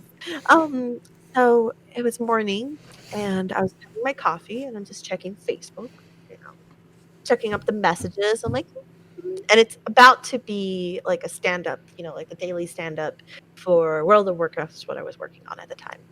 And I'm like clicking and I see a message and I'm like, oh, from an animator in LA. I'm like, oh, okay, what's up? And I click it and boom, straight up dick pic. Like, no, just like intense in your face. And you're just like, and I did like one of these, like, like, the horse reaction, as it's known. Yeah. And it's like, or like big mustache reaction. Or like, and like clockwork, like fucking like a movie. In comes my boss at the time was Christian Alsman. By the way, he's the creator of BB-8 and Baby Yoda and all that. So Christian Alsman comes in and I see his face coming in. And I do like that thing that you do when you're like being caught as a kid watching porn and you're not or something you're not supposed to. You're just like so I did the thing, but I was clearly still startled. Oh god. And Christian doesn't miss a beat. That guy is just like on it. So like he comes up, he's like, morning, he's like, Karla, are you okay? I'm like, honestly, nah. And he's like, what happened? I'm like, I just got sent a dick pic. And he's like, can I see it? And I was like, yeah. Oh no. He's like, holy shit, that is a dick pic. And I'm like, yeah. And here comes the whole World of Warcraft concept team for the meeting. And they're just like, what is happening? And so we started, and he's like, Karla got sent a dick pic. Do you guys want to see it? They're like, yeah. So, yeah, like the entire concept team just looking at this guy's dick. And like, so we start criticizing him. Did you have an art review? Did you review the dick? And I wrote him. I don't remember what I said, but I'm like, dear sir, just so you know, your dick was thoroughly reviewed by the ILM art team, and here are our thoughts. Oh, that's incredible. That's such a wonderful conclusion to the. Did he work at ILM? The guy. No, Oh no, my he god. was anonymous. I tried to seek him out, but all I could find was like animator in LA, and that's all I got. That is incredible. So funny because I was just like, oh, this dude thought he was gonna be so such hot shit. She's gonna see it. The classic like 20-year-old dude who's like, a girl will find my dick really hot. Like, this is totally a thing that will happen. I'll send a picture of this like fucking flaccid It's like disaster. weird shit that dudes do, right? Like it's just like, for example, you like guys that honk at you while you walk in the street, and it's like, what do you think is gonna Girls love happen? this. That, Girls that love you're just this. gonna, that you're just gonna stop midway, and be like, that honk, that it spoke to me. Oh my god, turn around, let's love each other. G No, do sharp. not Oh my come back. god. You honked at me. That's my sound. But that's what it's like to be a girl on the internet. So it's so. I mean, I'm making light of it, but I think it's important to note that like this shit Oh, isn't funny at all. Like this shit is not funny at all. and like that's the lighthearted side of it. Like then it can get into some really serious dark side shit. Like, Yeah. especially I feel like for writers, some writers get it, but not nearly as bad as writers. I feel like, especially if you're working on like, big projections or something that are visible, that has like rabid fan bases. Yeah. And because it can get really, or if you work in games, because it can go very quickly from dick pic to, oh god, they released my address, and like I have Yeah. like a bunch of death threats. 100%. Yeah, and that doesn't happen. That doesn't normally, because it does happen, but it doesn't normally happen to the same degree to men on the internet. So that's one. But me being spicy, I think it's because I've come to realize I have a huge distaste for bullies. Like, and I personally feel like Bugs Bunny-ish about it. Like, Bugs Bunny is a son of a bitch, but he won't like be a son of a bitch unless you're a son of a bitch. Like that's like the creators were like, he will never throw the first punch. That's not Bugs Bunny. But if Bugs Bunny gets punched, then it's like, oh, let's go. It's gonna And that's fucking kind end of it. Yeah. yeah, that's kind of how it feels. And I still try to be as diplomatic. Even right now, I had a recent engagement with an animator who is just defending some really awful things. And we had a back and forth, and I was just like, listen, dude, you don't know what you're talking about. And sometimes I have a really hard time accepting that. Yeah. and we just recently found out that like some of the work that he did, he traced over, which is a really big no-no. Yeah. And I just posted that before we got into the chat, but like now I'm like, I need to post like a follow-up because I didn't get a chance to. But it's not about ruining someone's life either, right? Like it's about knowing, teaching people lessons and being like, this is not okay. Like if you think like that you can be an asshole publicly online to people for no reason whatsoever, or for dumb shit like, oh, my comic book character wasn't portrayed in the way that makes me happy. It's like, who cares, man? Just move on with your life. But to like, and everybody has disagreements like that. Like it's how it goes. But it's like one thing to dislike the direction of something and bitch about it with your friends. It's another thing to like treat people horribly online and say awful things about them. Yeah. And so yeah, so it's like, but even worse if you want to be a part of the industry, or if you're trying to be in the industry, because like, yeah, you'll get the quick endorphin rush of having a hot take that got people real mad. It's like, oh, they made them feel something. But like that's just like you sowing the seeds of a really uncomfortable reality once people start realizing, oh, that person with the really awful takes that was so mean, I don't want to work with that person. And that has real life consequences that I have seen. Oh Like, yeah. Yeah. Yeah. and it's one of those things where it's like it doesn't cost anything to be kind. It doesn't cost anything to be diplomatic either. But me personally, like I have a saying. I have a saying in Spanish. It's just like, I'm nice, pero no soy pendeja. Pendeja is Puerto Rico, means like a pushover, or a fool, or an idiot.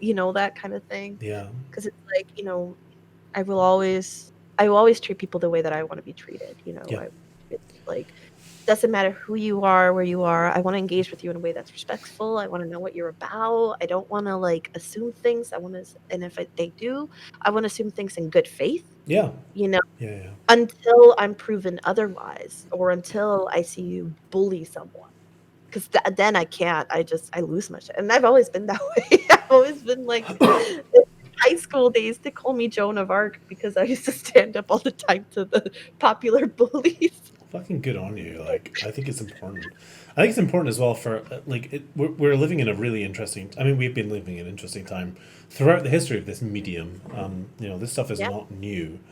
The idea of dudes saying shitty stuff online and being shitty to women is not exactly a new concept, but we're definitely living in a time where people have more of a platform than they've ever had.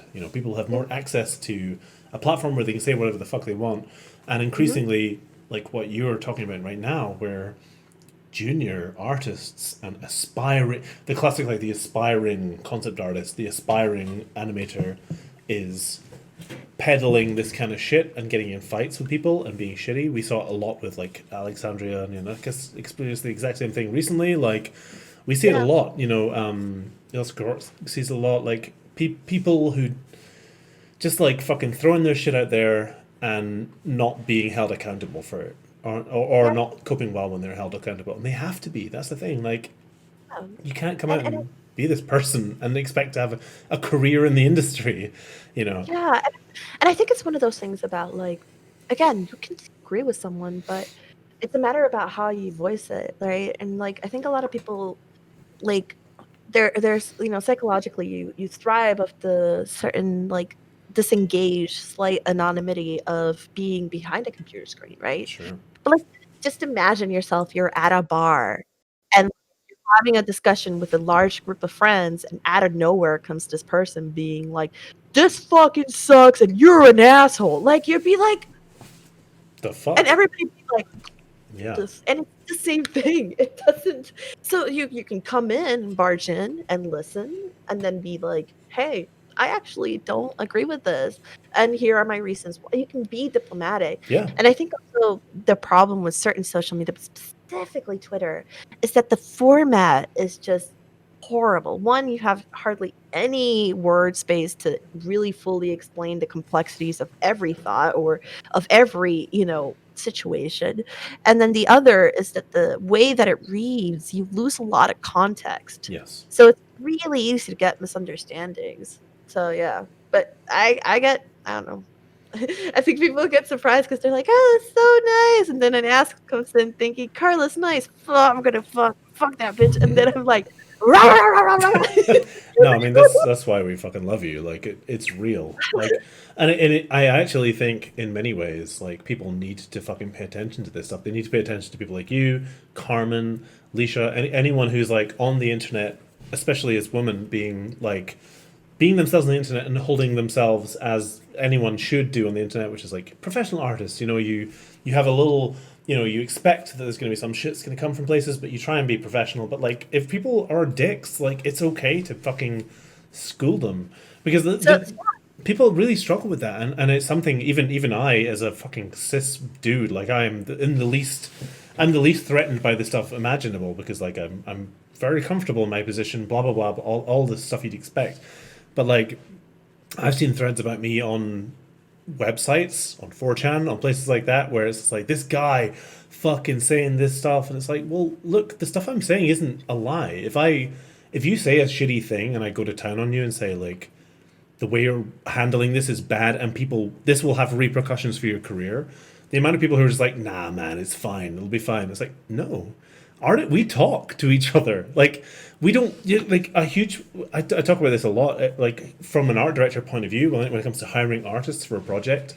If you are, let's say I'm looking for artists to work on an animation, like I'm working on a cinematic or whatever, and I'm looking for concept artists, I'm going to have a quick peek at your Twitter, probably, at least to like get a vague feel, because like I have to work with you, I have to talk to you. And if you are spouting a bunch of shit, you're starting fights, it almost doesn't matter if it's political or whatever. If you're that kind of person where you're like starting shit all the time and being a dick like that guy was with you, like talking to like an industry vet and being like, you only got there because you're a woman. You only got there because you like. Daddy. Better believe Wow. I'm not fucking hiring you. Are you joking? Like, I don't need that shit. I want to work with people who are humans, and Yeah, who, yeah, but also who are like professional humans, like who know how to act. And it does yeah, fuck you. yeah. That's what I'm telling people. Like, so there's a couple things I want to touch up on. But that's what I Please. always tell people. Like, the number one rule is please don't be a jerk. Like, even before social media like hit, like I was, you'd still see people always ask around because everybody's really cautious. Like, there's nothing that can sink morale of a place more so than a jerk. Like, it just ruins it. And especially in an industry where you have so many people that wanna join in, you think, "Okay, I could hire a jerk who is really good at what they do, or I could hire someone who's not a jerk, maybe not as good as the jerk, but will get there." 100%. Or or in this particular case, here's like 10 other people, none of them are jerks and are just as good as the jerk you're gonna hire from that group. That's just how it is. Yeah. It is that competitive. And it's not to say that I feel like you've been a jerk or you've made mistakes, that there's no coming back from that either. Of course, there you can come back. It's just a matter of, finding redemption and truly making the change yourself.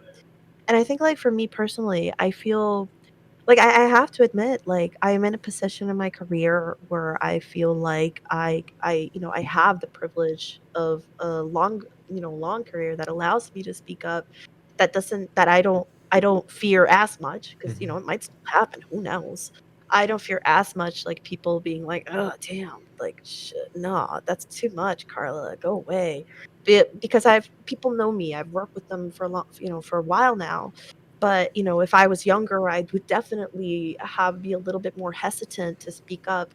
And personally, that's why I feel like I want to, fight the bullies that kinda creep into the industry because I don't want it to be seen as an okay thing, like, I there was a time not too long ago where I was thinking about actually becoming a politician, and I actually got um, I became involved locally, and I did get approached. It's like, "Hey, do you actually wanna do this?" I had thought about it, and I had to say no because I love painting too much. But because of that, I think that I feel, very protective about this community. I'm very protective about, like, where it could go and how positive it is, and how I think everybody should coming into that community, into this industry, should experience that positivity. It should experience how nurturing, how caring, how wonderful it can be. Because I've experienced both. I've experienced both a very toxic space and a very nurturing and loving space.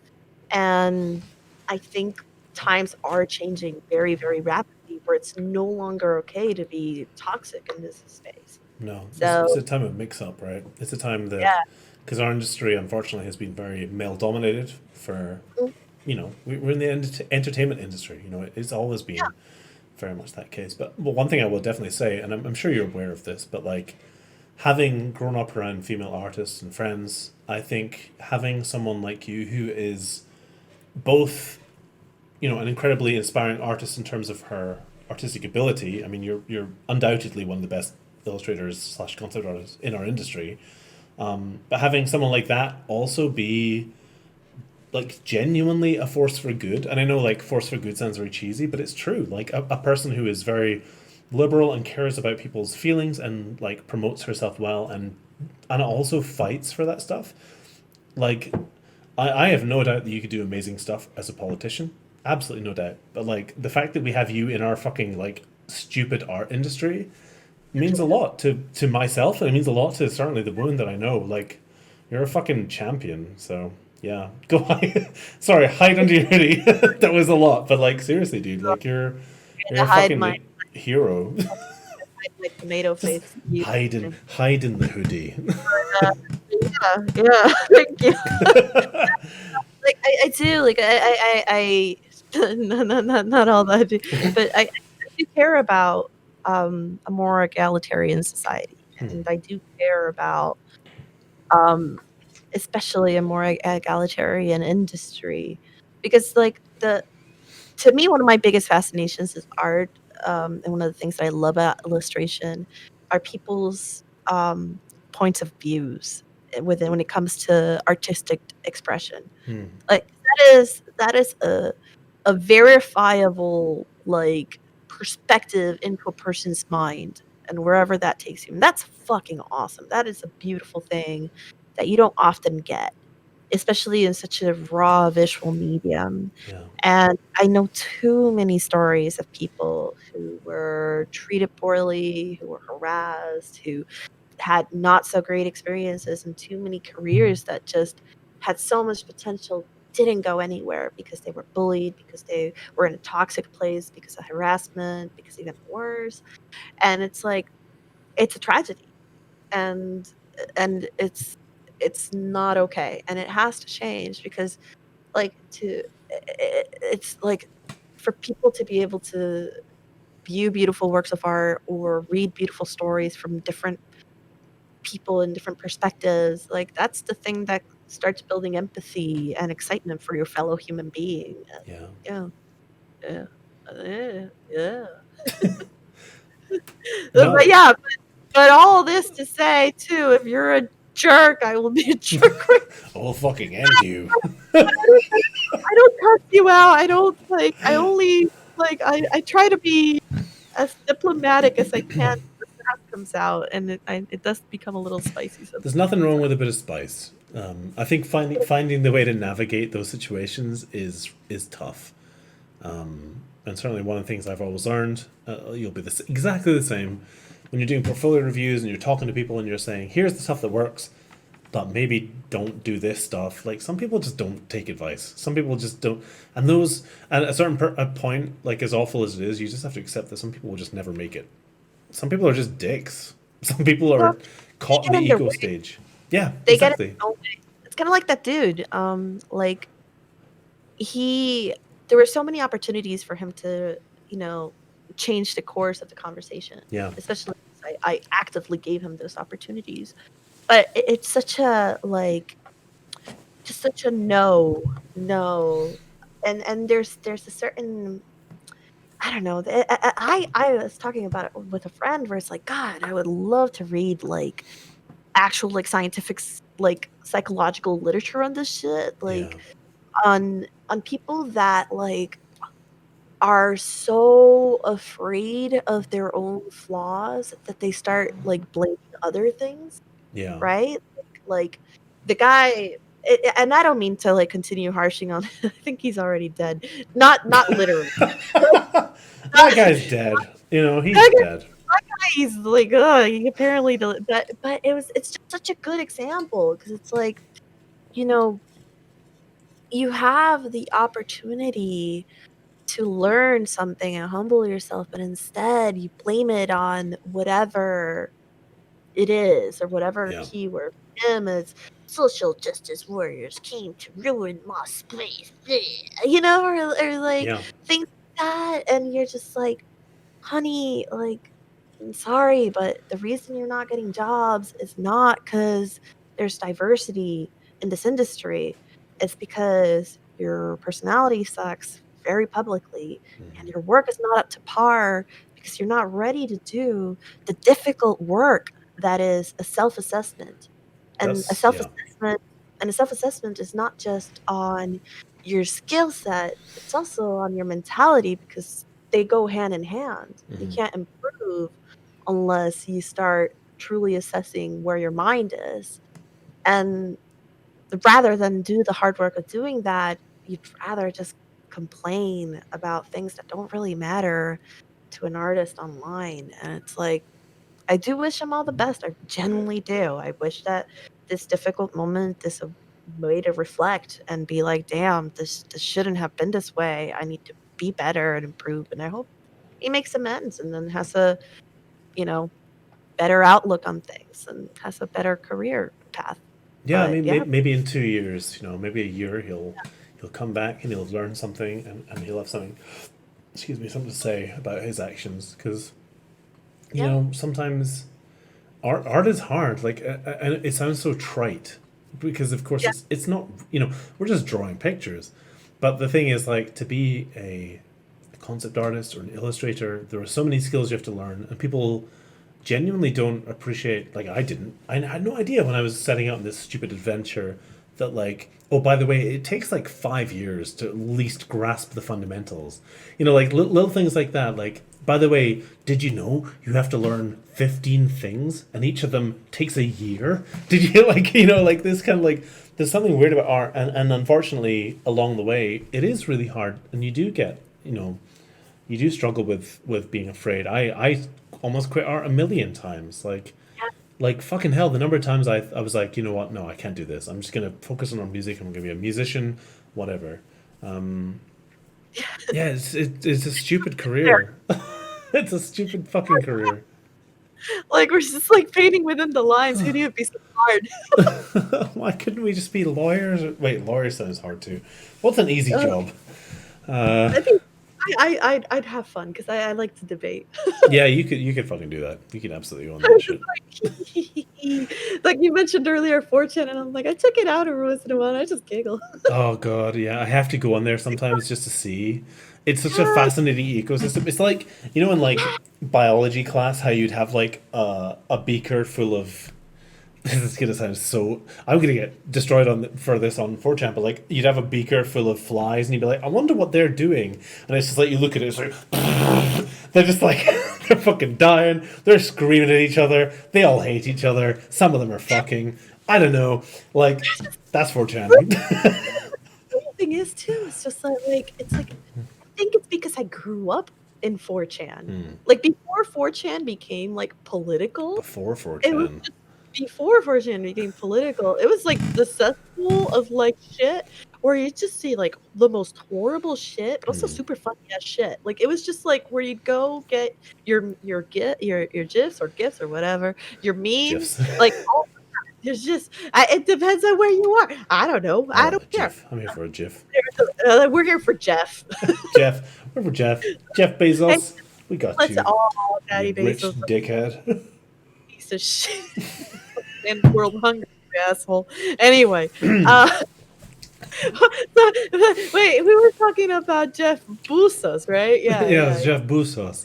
Don't No, don't, like, don't hit Twitch, please, algorithm. We need it. also don't fuck Jeff Bezos. I think it's fair to say. Yeah, Fuck no, billionaires. yes, Onwards. yes. But anyway, eat their rich. Anyway, but don't literally eat them because like that's like I can't imagine I that mean, being. maybe. Yeah, do you think? I don't know. Maybe eat them. Like a little nibble? Maybe eat them. They're eating. They're eating fucking duck Whatever. livers. They're eating. I don't know, man. They're eating also. Eat the rich. Just fucking eat them. So, They're probably delicious. do you think? I was watching a video on cannibalism earlier today, and I was thinking, you know what? Normally, cannibalism's not cool. That's the second jug of gin kicking in now. Yeah, yeah. Normally, it's not cool, but like if they're rich, Bezos, he's living off fucking caviar and No, man. I don't sheep's think. eyes.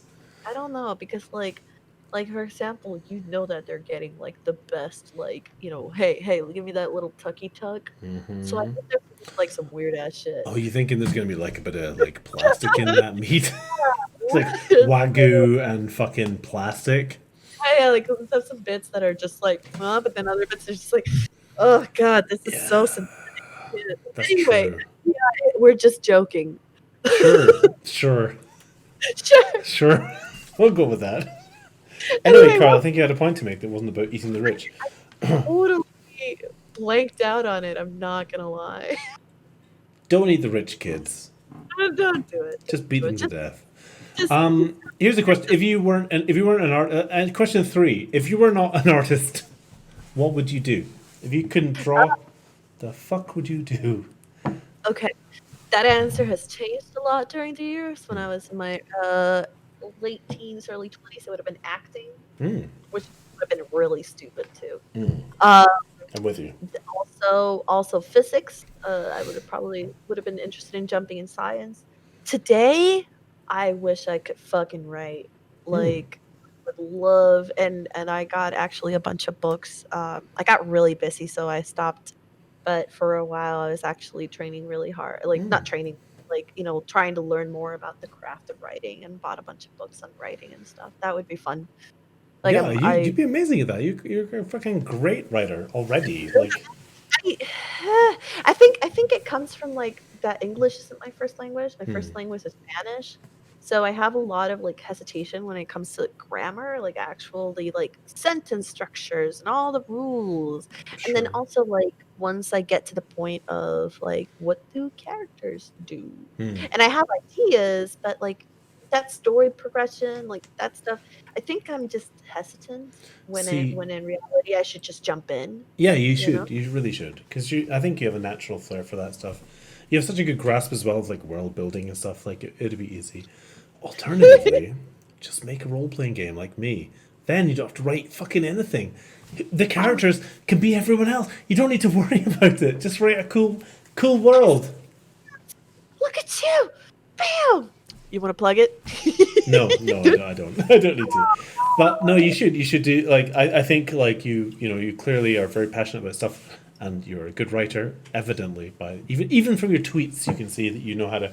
That's the thing about Twitter is interesting because it's obviously extremely crushed. You have 140 characters, so the It's a people lot. what can write good oft rise to the top, and I think that you're extremely eloquent and that stuff comes across well, and that's why like I'm not kidding when I'm talking about like the political side of things where it's like you're very good at carrying a cause, you're very good at expressing yourself, and you should do it in more words in a book form. Anyway, I'm going to stop making you awkward now. Question 4. It's time for question No, thank 4. you. I do appreciate it. Thank you. What do you think about events? So we met at THU a million years ago. How do you feel about events in general? Because I have very mixed feelings on events, and I'm It depends on intrigued the to hear how event. you feel. Yeah, it just depends on the event. Events like anything some events can be very rowdy, and depending on your frame of mind and where you at, it could be very fun or it could be very not great.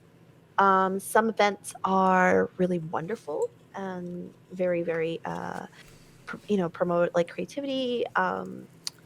Most all events, if you get it right, is where you can meet your peers, Hmm. right? And make friends regardless of like what the event is like. And I've been very fortunate that that's where I've met most of like that's where I've met most of like my friends and also, clients too, network. I think it just depends. Like I think I don't know, like I always worry about folks who are just like, I want to go to an event just to party, maybe sleep with someone. Oh, Yeah, I'm always like, I don't know, man. This is a place for you to learn and teach, and there's Tinder, so just go, yeah, go do. you could do it You anywhere. could just go do that, yeah.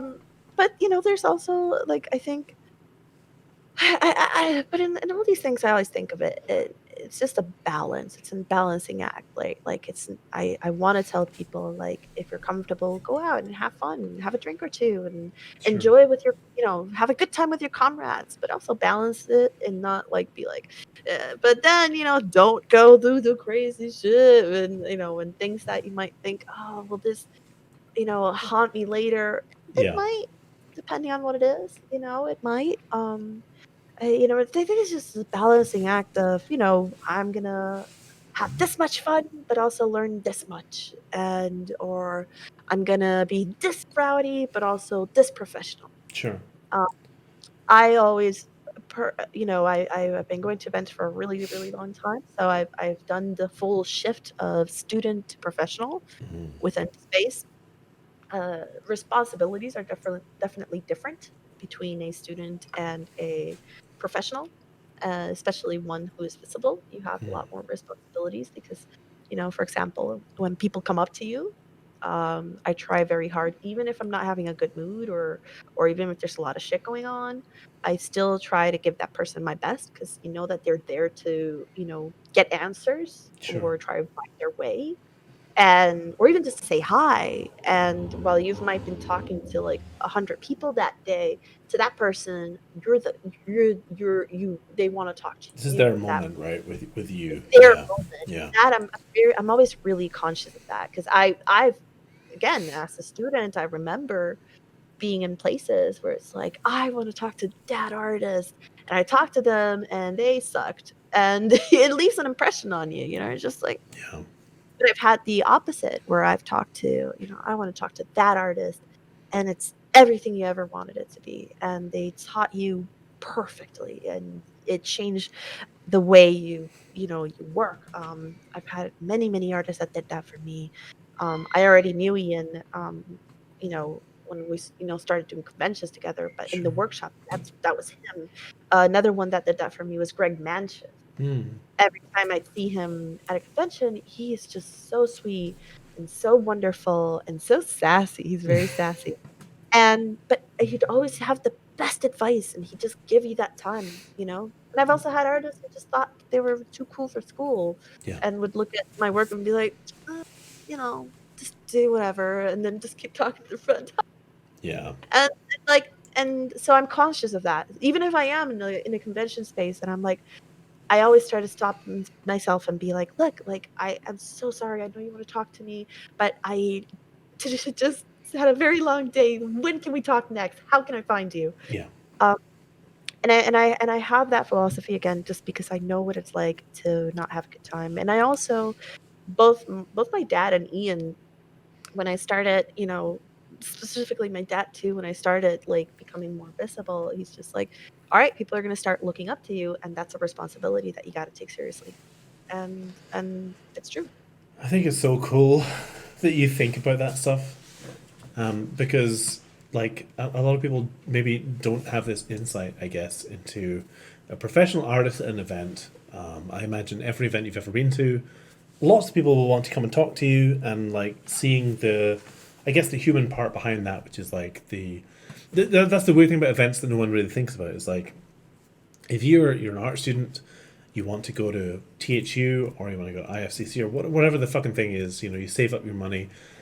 You might not grasp the sheer weirdness of the fact that this person is going to that event, and at any point of the day, someone will come up to them and ask them meaningful questions, and you can be like 4 rums deep, hanging out with your buds, and you gotta like switch to like professional mode and try and be like, yes, I will look at your portfolio. Hang on, friends, give me a minute. I'm gonna go look at this. Like it is a thing, and I think the fact that you give the time to that, or at least at the best of your ability, give your time to that, is huge, and actually really means a lot, because like having seen both sides of it, like coming into like when I started going to THU, I was like basically a nobody. Like I was working as like a senior concert artist at studios that no one knew about.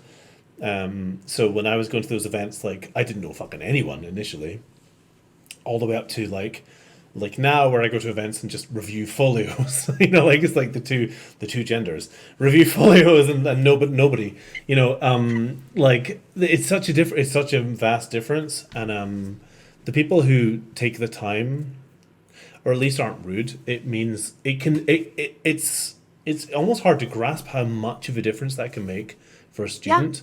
But it's yeah, still hard. Like it's hard for you. Like it must be really, really hard for you to like go to an event, because like I say we.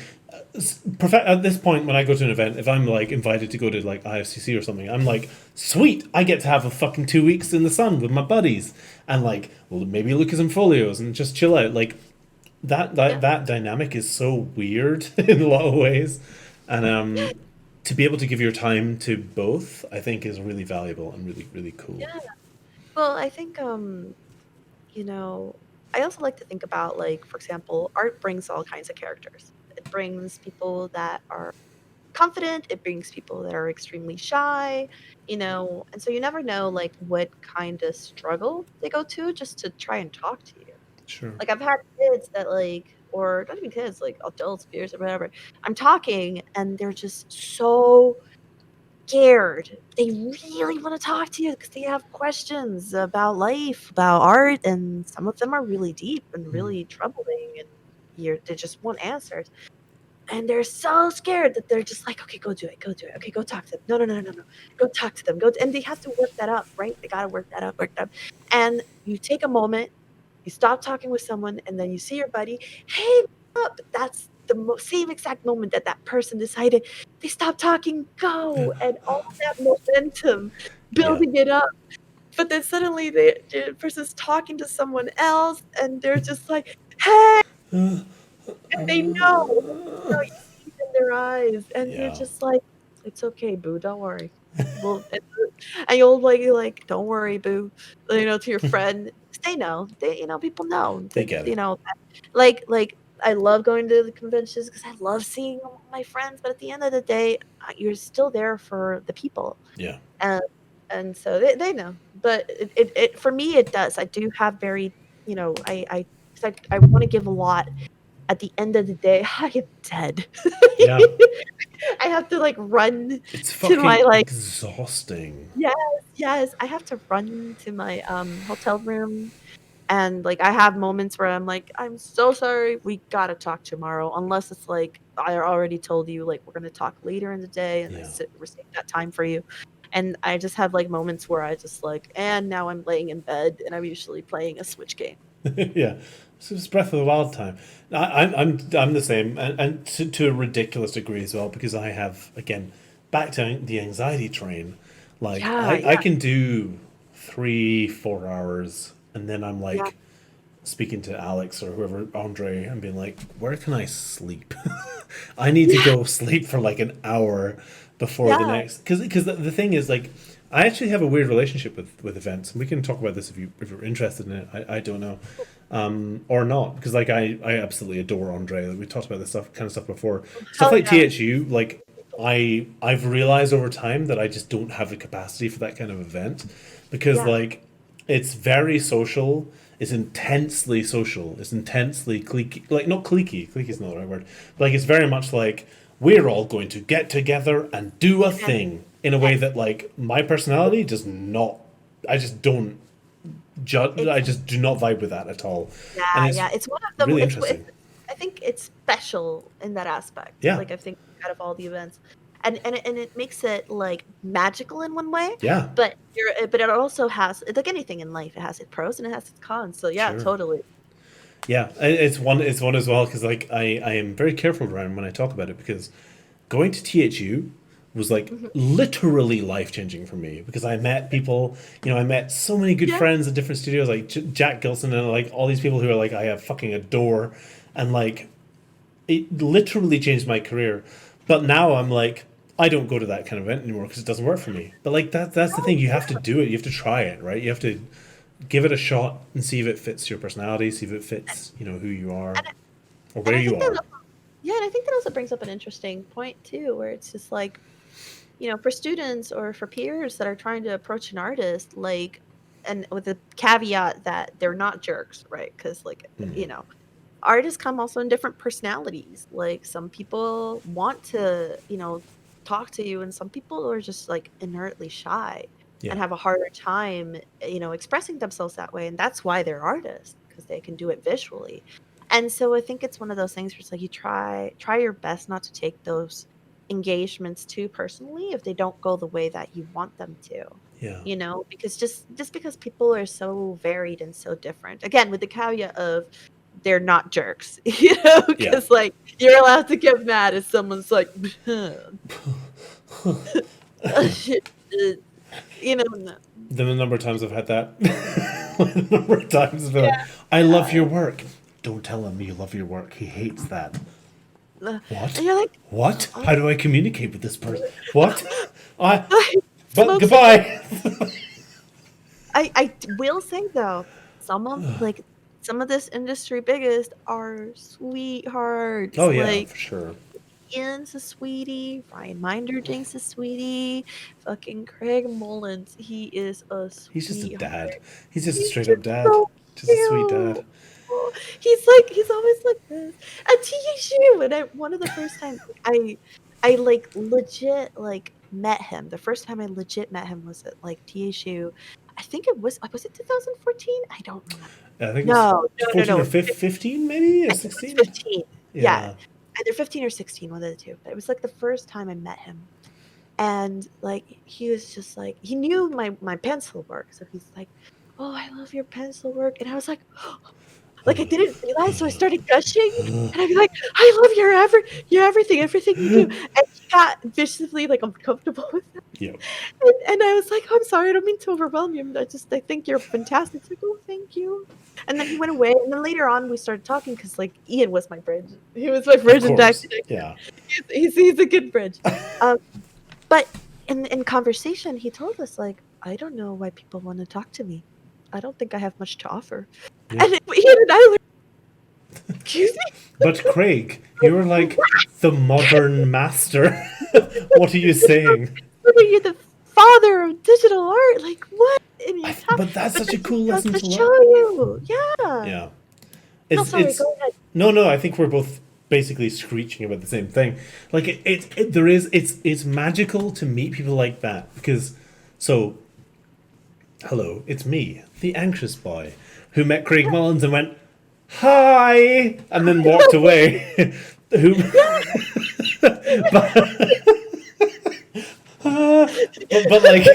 but like equally, like for example, Adrian Smith was like my absolute hero growing up because I played Warhammer forever and like grew up on all that shit. And like when I finally got to go, because Adrian, Ian McHugh, and I traveled to THU together. I knew Ian, but I'd never met Adrian. Yeah, it was a mad. By the way, it was IFCC. Sorry, it was IFCC. Oh, I Ian love them. is a sweetheart. Like he's the best. He's the sweetest human He's on earth. also sassy, but he's the best. He is a sassy. Well, there's a nice thing like Edinburgh folk. You know, it's like Ian, me, Adrian. There's a few other artists who kind of are like Edinburgh focused. But we traveled together, and like I was so obsessed with Adrian's work, and like Adrian, bless his socks, is maybe the worst lecturer you will ever see because he's like anxiety times a million. And I remember before we were talking, and like again, we're talking about fucking Adrian Smith. Like he like defined Warhammer. You know, you've got like John Blanche and you've got Adrian Smith. They're like the fucking pinnacles of what Warhammer looks like.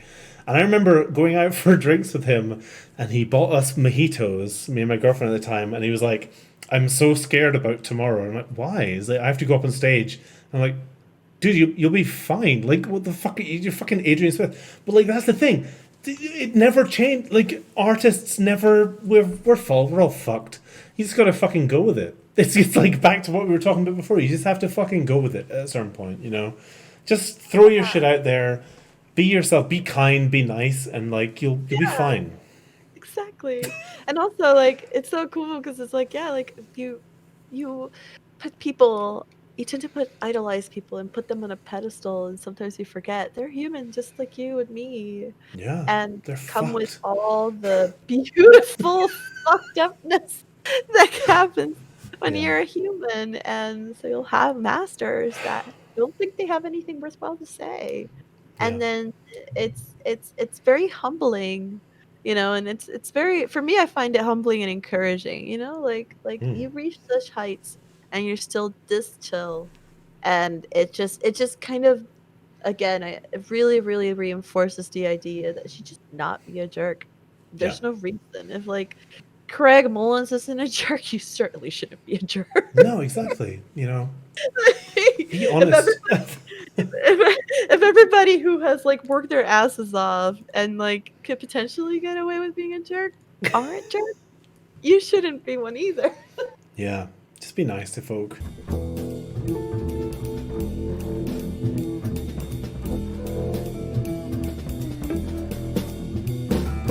And boop, and we're back. Je m'appelle. We're back. It's the show. We're gonna. Je m'appelle Karla. Très bien. J'adore le basket parce que c'est très vite énergétique. And we're back. I don't speak French, Carla. I don't speak French. I also don't speak Spanish, which I'm meaning to learn. I've been meaning to learn Spanish forever. Español sí que puedo hablar. Sí. Oh. I need to learn Spanish. Yeah. I spend every year I've gone to Mallorca with my family. We have a little house. It's a beautiful place. I love Spanish lifestyle. I just want to learn Spanish. But I'm really bad at learning languages. I fell in love with like Spain, but Oh. specifically fucking the whole south of Spain. Like, God, why am I not Barca? I don't know why I'm like blanking on names. I think my nap time.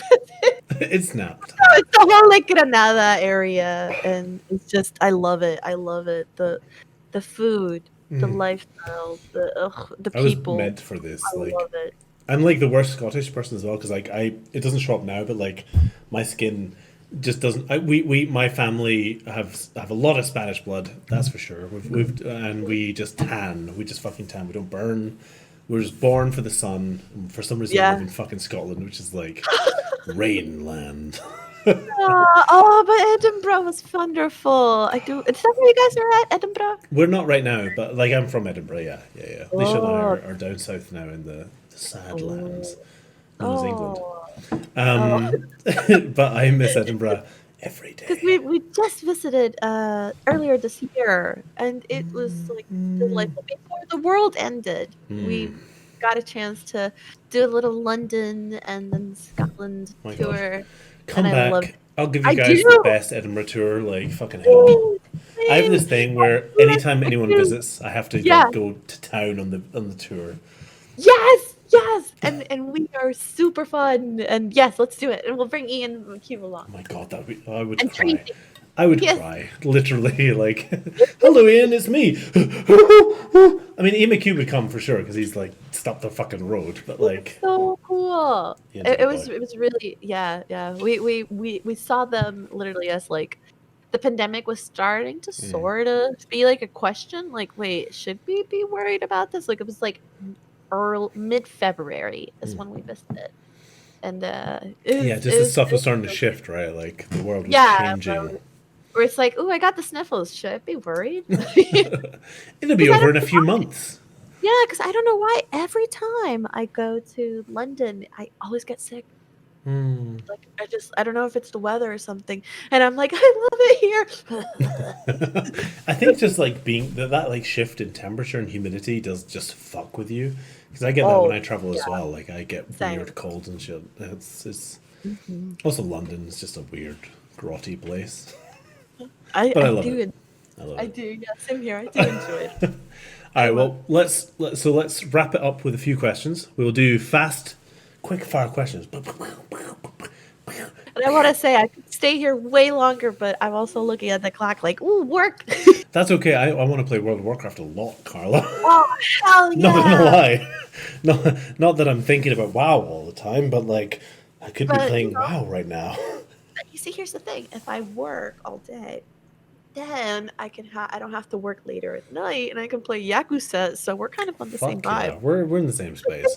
We know what we want. Okay, we want friendly banter. We want to hang out. We want to drink some, but we also want to Yeah, play fucking video games so many. and be weird nerds. All right, let's do it. Here we go. So first of all, J. Michael Holcomb asks, "Do you have a daily routine for creating? And if so, what sort of habits did you develop early on to keep focus?"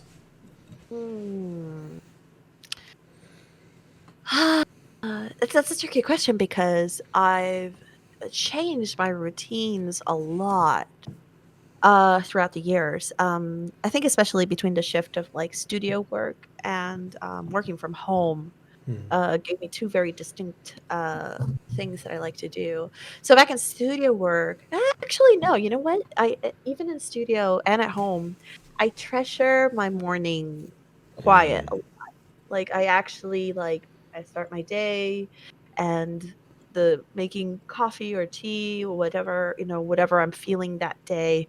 Um, I'll have it. I'll read, catch up on the news or, social media and just like have like a moment of like chill, quiet, calm. And lately I've been waking up hella early and been going on very long walks with my mom.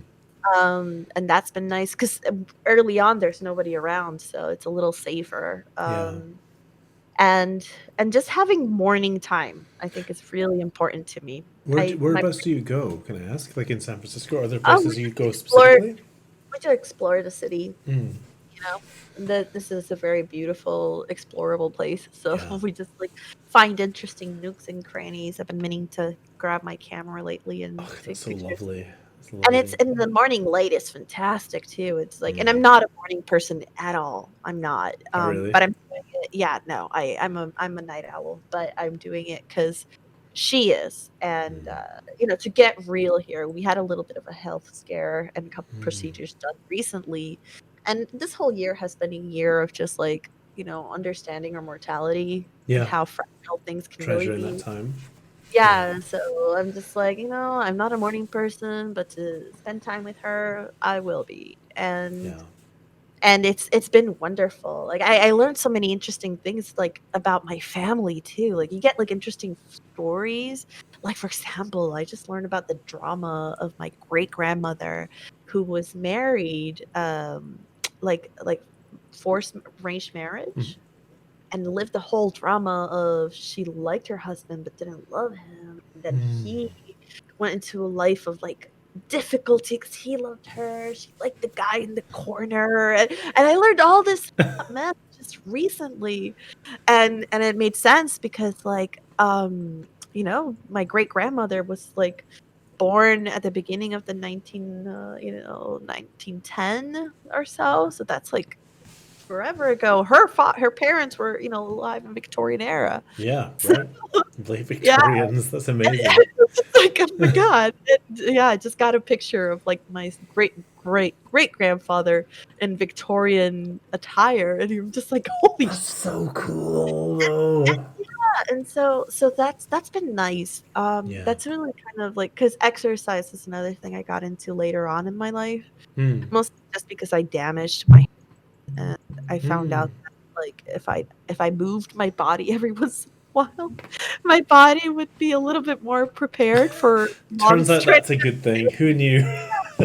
I still suck at it, but, I've been Yeah. doing, like, yoga and stuff, and just taking time for myself really helps set the foundation for me to be able to use my mind Hmm. creatively. Like, I always, for example, like when I started exercising, one of the things I found out was that, like, if I didn't eat well, if I didn't sleep well, if, I just couldn't do the same kind of lifts or the same kind of moves. Yeah. And I started thinking, holy shit, if that's the case in a very physical sense, what about the mind? And it's the same. You can't get good 100%. sleep if you don't like. So, yeah. Yeah. Hope that I answers the question. That's not really, it's sort of habits, but I think it's more just like taking time for yourself. No, I think that's really important as well. It's like much like many things we talked about actually so far today is like it's learning what works for you, learning the Yeah. right thing for you, and like for example, exercise. Like I used to be fucking well into my weightlifting, and like even little things like learning when that is best for you. Like for example, for myself, again, going back to the anxiety thing, I know a lot of y'all artists have a bit of anxiety in your life. Training in the morning was really good for me because it got out of the way, and I spent the entire day being like, you know what? I fucking lifted a bunch of fucking weights this morning. So like, even if my art shit doesn't work out, at least these numbers went up. At least I deadlifted this. At least like fitness and art I think go really well together. And, Yeah. and I've Yeah. talked about it at events. I think it was what was the event I was at with Miles? Me and Miles Johnson went off on fucking one because Miles is another fucking weightlifter boy, and like I I like lifting weights when I was that's lifting weights. so good for your mental like wellness. Honestly, like I don't want to go because I know you have to go soon, but like I think there's a big thing about like numbers going up that is so valuable as an artist because as an artist often those numbers are all over the fucking shop. Like, you feel Yeah, good, you feel bad. You do a piece, you're like, wow, I'm so great. And then you look at a piece yeah, by Mache or fucking Wesber or whoever it is, and like, it's just like, oh god, I'm the worst. Like, but if the numbers are going up, at least you have something to track your yeah, life with. yeah. Um, Oh man, I really loved it. Also, like, I'm not like I'm not a cardio runner or something like that. I no, actually no. quite hate it. Like, I found out that like I took a genetic test, so like a DNA test, and I found out that I'm like one of the sprinter ones that like can do a lot of force all at once, and then I'm Hypertrophy for life. The None of that lifting for running me shit. is perfect. Yeah, no, like, I know people that are just like, "I just ran, like, 10, 20 miles." I'm just like, Yeah. I "You're don't have the down." brain for that. I didn't even do it, and I'm tired. The other thing I wanted to say really quickly, though, on a more practical level, I Mm. do like to do, little studies Mm-hmm. every once in a while, especially days where I'm not really feeling it. I always find that doing a little study of something or a little doodle, it doesn't need to be a study. It could be Yeah. like, just a little sketch drawing, a little ink blot. Inky drawings have been quite fun lately for me. Um, that's I think like if I'm feeling kind of like, "Oh, I don't feel like it, like just get your brain going and like Like, undoubtedly. what do you do? Can you explain, like, kind of what that is? Is that like looking up a reference image and then doing like a little piece of art, or like how does it work for you? Yeah, so give me just a second. Is it possible to share? Yes, give me a If you share second. screen, it'll appear in the window. Yeah, I think. Okay, perfect. And I'm gonna be I don't know what I'm very fucking doing, Carla. because I have my little ink blot drawings. Hold on, let me be very careful here. Um, don't wanna Please don't do share some yeah, fucking folder. like, That's like be my like constant nightmare. Every time I save something in Photoshop, I'm just like, please don't, please there. don't look I'm at I'm those being folder very names. cautious. So here we go. Let's share a screen. This one. Okay. All right, we're doing it really quickly.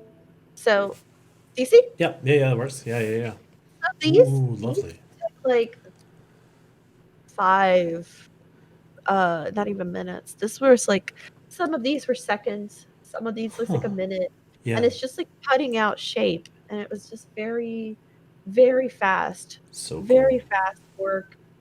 Not worried about anatomy, not worried. I just wanted quick sketches, quick doodles, and Mm. ideas of things that you could have. I love And, like, these. I've been really enjoying doing these, or sometimes gesture drawings have been Hmm. super fun. Um, way back when I used to alright, I camera's gone, right? Hmm. Way back when I used to also do a lot more, film studies. Sure. Those those are fantastic. I really recommend them because, like, Yeah. when film, you're learning, like, so much stuff. You're learning fucking like color moods, lighting, Yeah. color harmony, posing, all of that. The other one was just like master studies. Like I remember at ILM I used to do a lot of like Sorn and Sargent studies just in my lunch break. Yeah. um I had the fear of God in me, so I really wanted to improve. So I would be like, I'm gonna go, like, draw with my lunch. It was really I should have just been having lunch, No, you have but to be an art bro and draw your lunch. no, That's the no, but rules. You got to well, be like, incidentally, here's the lesson in that. Incidentally, as an ILM that I got, like, repetitive, strain injury, yeah, and that's something I'll that bet.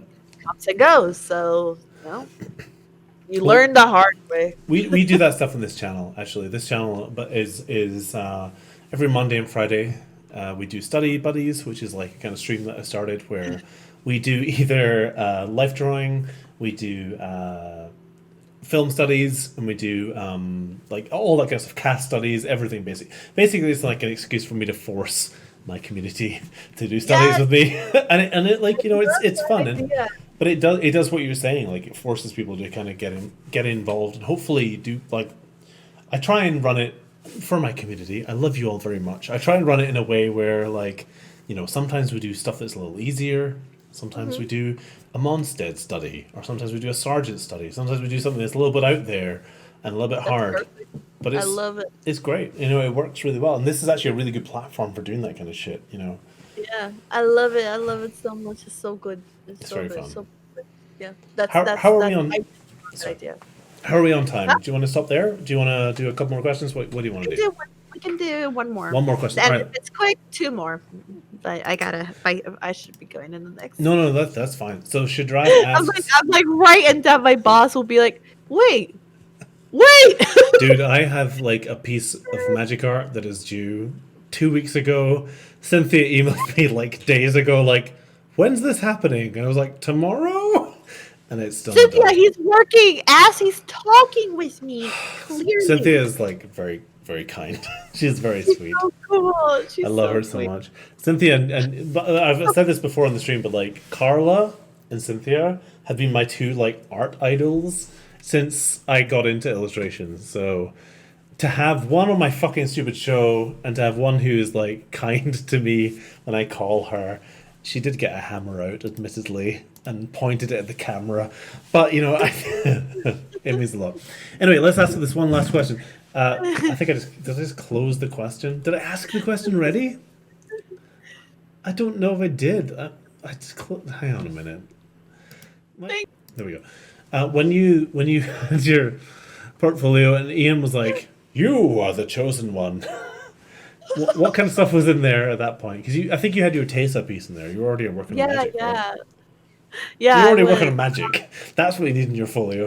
A magic No, piece. no, no. I had Well, in order to get to magic, though, because that's the real root. I had the work that I did The real for Groot. no, the real root of the everything where it started, but it did sound like Groot, the real Groot. But I've been talking for a while. I know, I'm sorry. I'm sorry. This has been like 3 hours. Words are like. Let's talk about the real Groot. Alright. Groot, I'm gonna drop some knowledge. Anyway. So no, the thing that I showed the magic director that eventually led to me getting, showing Ian was some of the professional work I was doing, but primarily just a bunch of like character centric stuff. Character illustrations, characters without background, concept for characters. So just pretty much everything that I loved. And that's what eventually got me to there. I didn't show, I had a separate section in my portfolio for things like life drawing or sketches. But the first thing that I show people is about, 8 to 12 pieces, tops, my best stuff of the things that I love to do. Doesn't matter what it is, it's just you gotta love it. 100%. Because and I make sure to not have pieces that I hate because your portfolio will always be judged by your worst piece. Because there'll be always like someone be like, wow, this is great, and then see something that's not great, and then be like, wait, is this what I get when you're having a bad day? Or at least they'll ask you to explain it as well, which is like the hardest. The thing I always tell students is like, if you feel that you have to explain a piece of art, if you have to go, yeah, I was going for this, but I didn't quite cut that shit. Cut it. Cut that, or finish it. Fix it. Yeah, I always cut people off. Yeah. No. I don't need to hear this. I want you to speak for yourselves, and I know you have ideas, but I'm not here for that. I'm here for what you're showing me. Execution. And yes, exactly. And that's all you're showing. You're just showing execution. But having a section for you, like work that's like, so if someone wants to say, do you have any more, you can be like, oh yes. And like that could include progress shots, that could include all these things. So that's what I showed. A lot of my Godfather 5 families work from Kabam is what I showed Jeremy Jarvis. And then when I got a magic card, I only had Tesa out that I could. So I only had my work from from Kabam, and my work from Magic the Gathering was just Tesa. How did you land the magic in the first place? Did you submit to Jeremy specifically? So I submitted to Magic the Gathering 4 years in a row and never got it. To the art drop, or nothing. No, it was it was Spectrum Live. The well, just throwing things into the well. I did take it personally, I figured that's fine. Yeah. And then it wasn't until Spectrum Live. I think it was one of the first. It wasn't the first one or the second one. Drunk at a bar, had my iPad, and then my buddy Travis Lewis was like, "Hey Karla," because he knew I wanted to work at Magic. He's like, "Hey Karla, give me your iPad." And I'm like, "Okay." So I gave him my iPad, and he just passes it to the person that's sitting next to me. He just like this, and I'm like looking over here, and the guy's like, "Oh yeah, this is great." And it was Jeremy Jarvis sitting right next to me. This is why events are good. This is why Yeah. events are good, right? Yeah, and that's how I got it, and then I missed the deadline for like 13 days. Oh god, I love that we had the same experience on that as well. For me, it was one of those things. Yeah, no, that's pretty funny to find out. For me, it was one of those things that like I had just misread the date. Yeah. And I was like, I was going to ask for like maybe a couple days extra because I was like at a 50%. Yeah. And I was like, oh, I'll just like, do like, just ask for like 2 more days. It's fine. And then I realized I was like 10 exact days late on my first card. And almost like Clockwork Orange. Clockwork Orange. I was like Clockwork. Sorry. Like Clockwork Orange. I pinned my eyes open and I finished those pieces. That's what you do. That's what you gotta do. Yeah, like Clockwork, Jarvis hit me up and he is just like, Karla. And I'm like, oh, fuck. And I just lost it. I like laid on the floor of my bathroom maniacally laughing out of like just like nervous breakdown. And then I did the one thing you're not supposed to do. I ignored him. Oh shit. And I ignored him for like 2 days where all I did was nonstop work. And I was just like, and I figured in my mind, I'm like, I'm gonna be late. I'm extremely late already. This better be good. This better be like the best image I have ever done. What was that Tesla? Was that your first card? You Tesla have fucking Tesla for your first card? Yeah. That's amazing. That's incredible. I got a fucking Misk Falcon and a zombie token. But yeah, my first thing was through Jeremy as well because mine was pure luck. Like I've said it on the show before, but like I shared a bunch of my work on Imgur, and by pure chance Jeremy Jarvis saw it and emailed me that night and was like, "Welcome to Magic." I was like, okay, like, sure, that's a thing that happens. Like people are always like, so how do I get seen? And I'm just like, honestly, just blast it. Don't even bot, just everywhere. Make good work and post it on the internet. Yeah, post it on the internet or go to events and be ready with your work. Like you just never know. Yeah. I had a friend Cole, my friend Cole. He always wanted to be Magic, and what he did was he used to do paintings of his and put it in Magic card format and post it on the internet, and it got so popular that like the director started seeing it and scooped him up like that. And I tried doing the same, it didn't work. Turns out not the same. That's amazing though. It's so cool to hear like your story. I think on that note, that's probably a good place to end this because I know you have shit to do, and I need to play Warcraft, frankly. Oh, wish I could stay longer, but if I want to play Yakuza tonight, I gotta get to it. Well, you were fucking amazing. Thank you so much, Karla. That was so much fun. Oh, thank you so much for having me. You guys are awesome and rad, and join the community and have me open on my tab whenever I somehow randomly decide to stream. This Saturday, actually. Saturday? Okay, on Saturday we'll come watch it. We'll come host. We'll host you on Saturday. Because like everyone should watch Karla. Karla is again one of my biggest inspirations. Like seriously, like fuck man, you're so good. All right, well thank you so much. I love you. We all love you. Everyone in the community adores you. You guys are fantastic. You have a wonderful day. Do you want to plug anything before we're done? Like our plugs a thing? Sure. I got. I know. I just have. Like, oh no! I pulled out my earphones now. Shit. No, I got my stream. Eventually, I want to expand onto YouTube, but that's going to be a little bit because I'm working on an online course for schoolism, and I've been working on that for quite a long time. Too much, in fact, that Bobby's like, "Look, like this is just embarrassing." He hasn't said that, but I know he's thinking it. I think his gentle voice. No, he's a hard. Hurry the fuck up. I'm actually gonna be streaming with not streaming, but I think I'm gonna do a podcast with him next week. Oh, But wow. yeah, no, he's a sweetheart. But I'm working on a course for that, and hopefully by early 2021 it'll be done. And I'm thinking January, February, hopefully, because it's taking a long time. Mostly because I'm picky. Um, and because I was really scared at the beginning when I did it. I'm like, I don't know if I don't know, and I needed time. Um, but that'll when that happens, I'll blast it everywhere. But for right now, just Twitch, come hang out, Yeah. Twitch. I announce when I'm streaming the week, usually via Twitter is the best way to What find is it. your Twitter?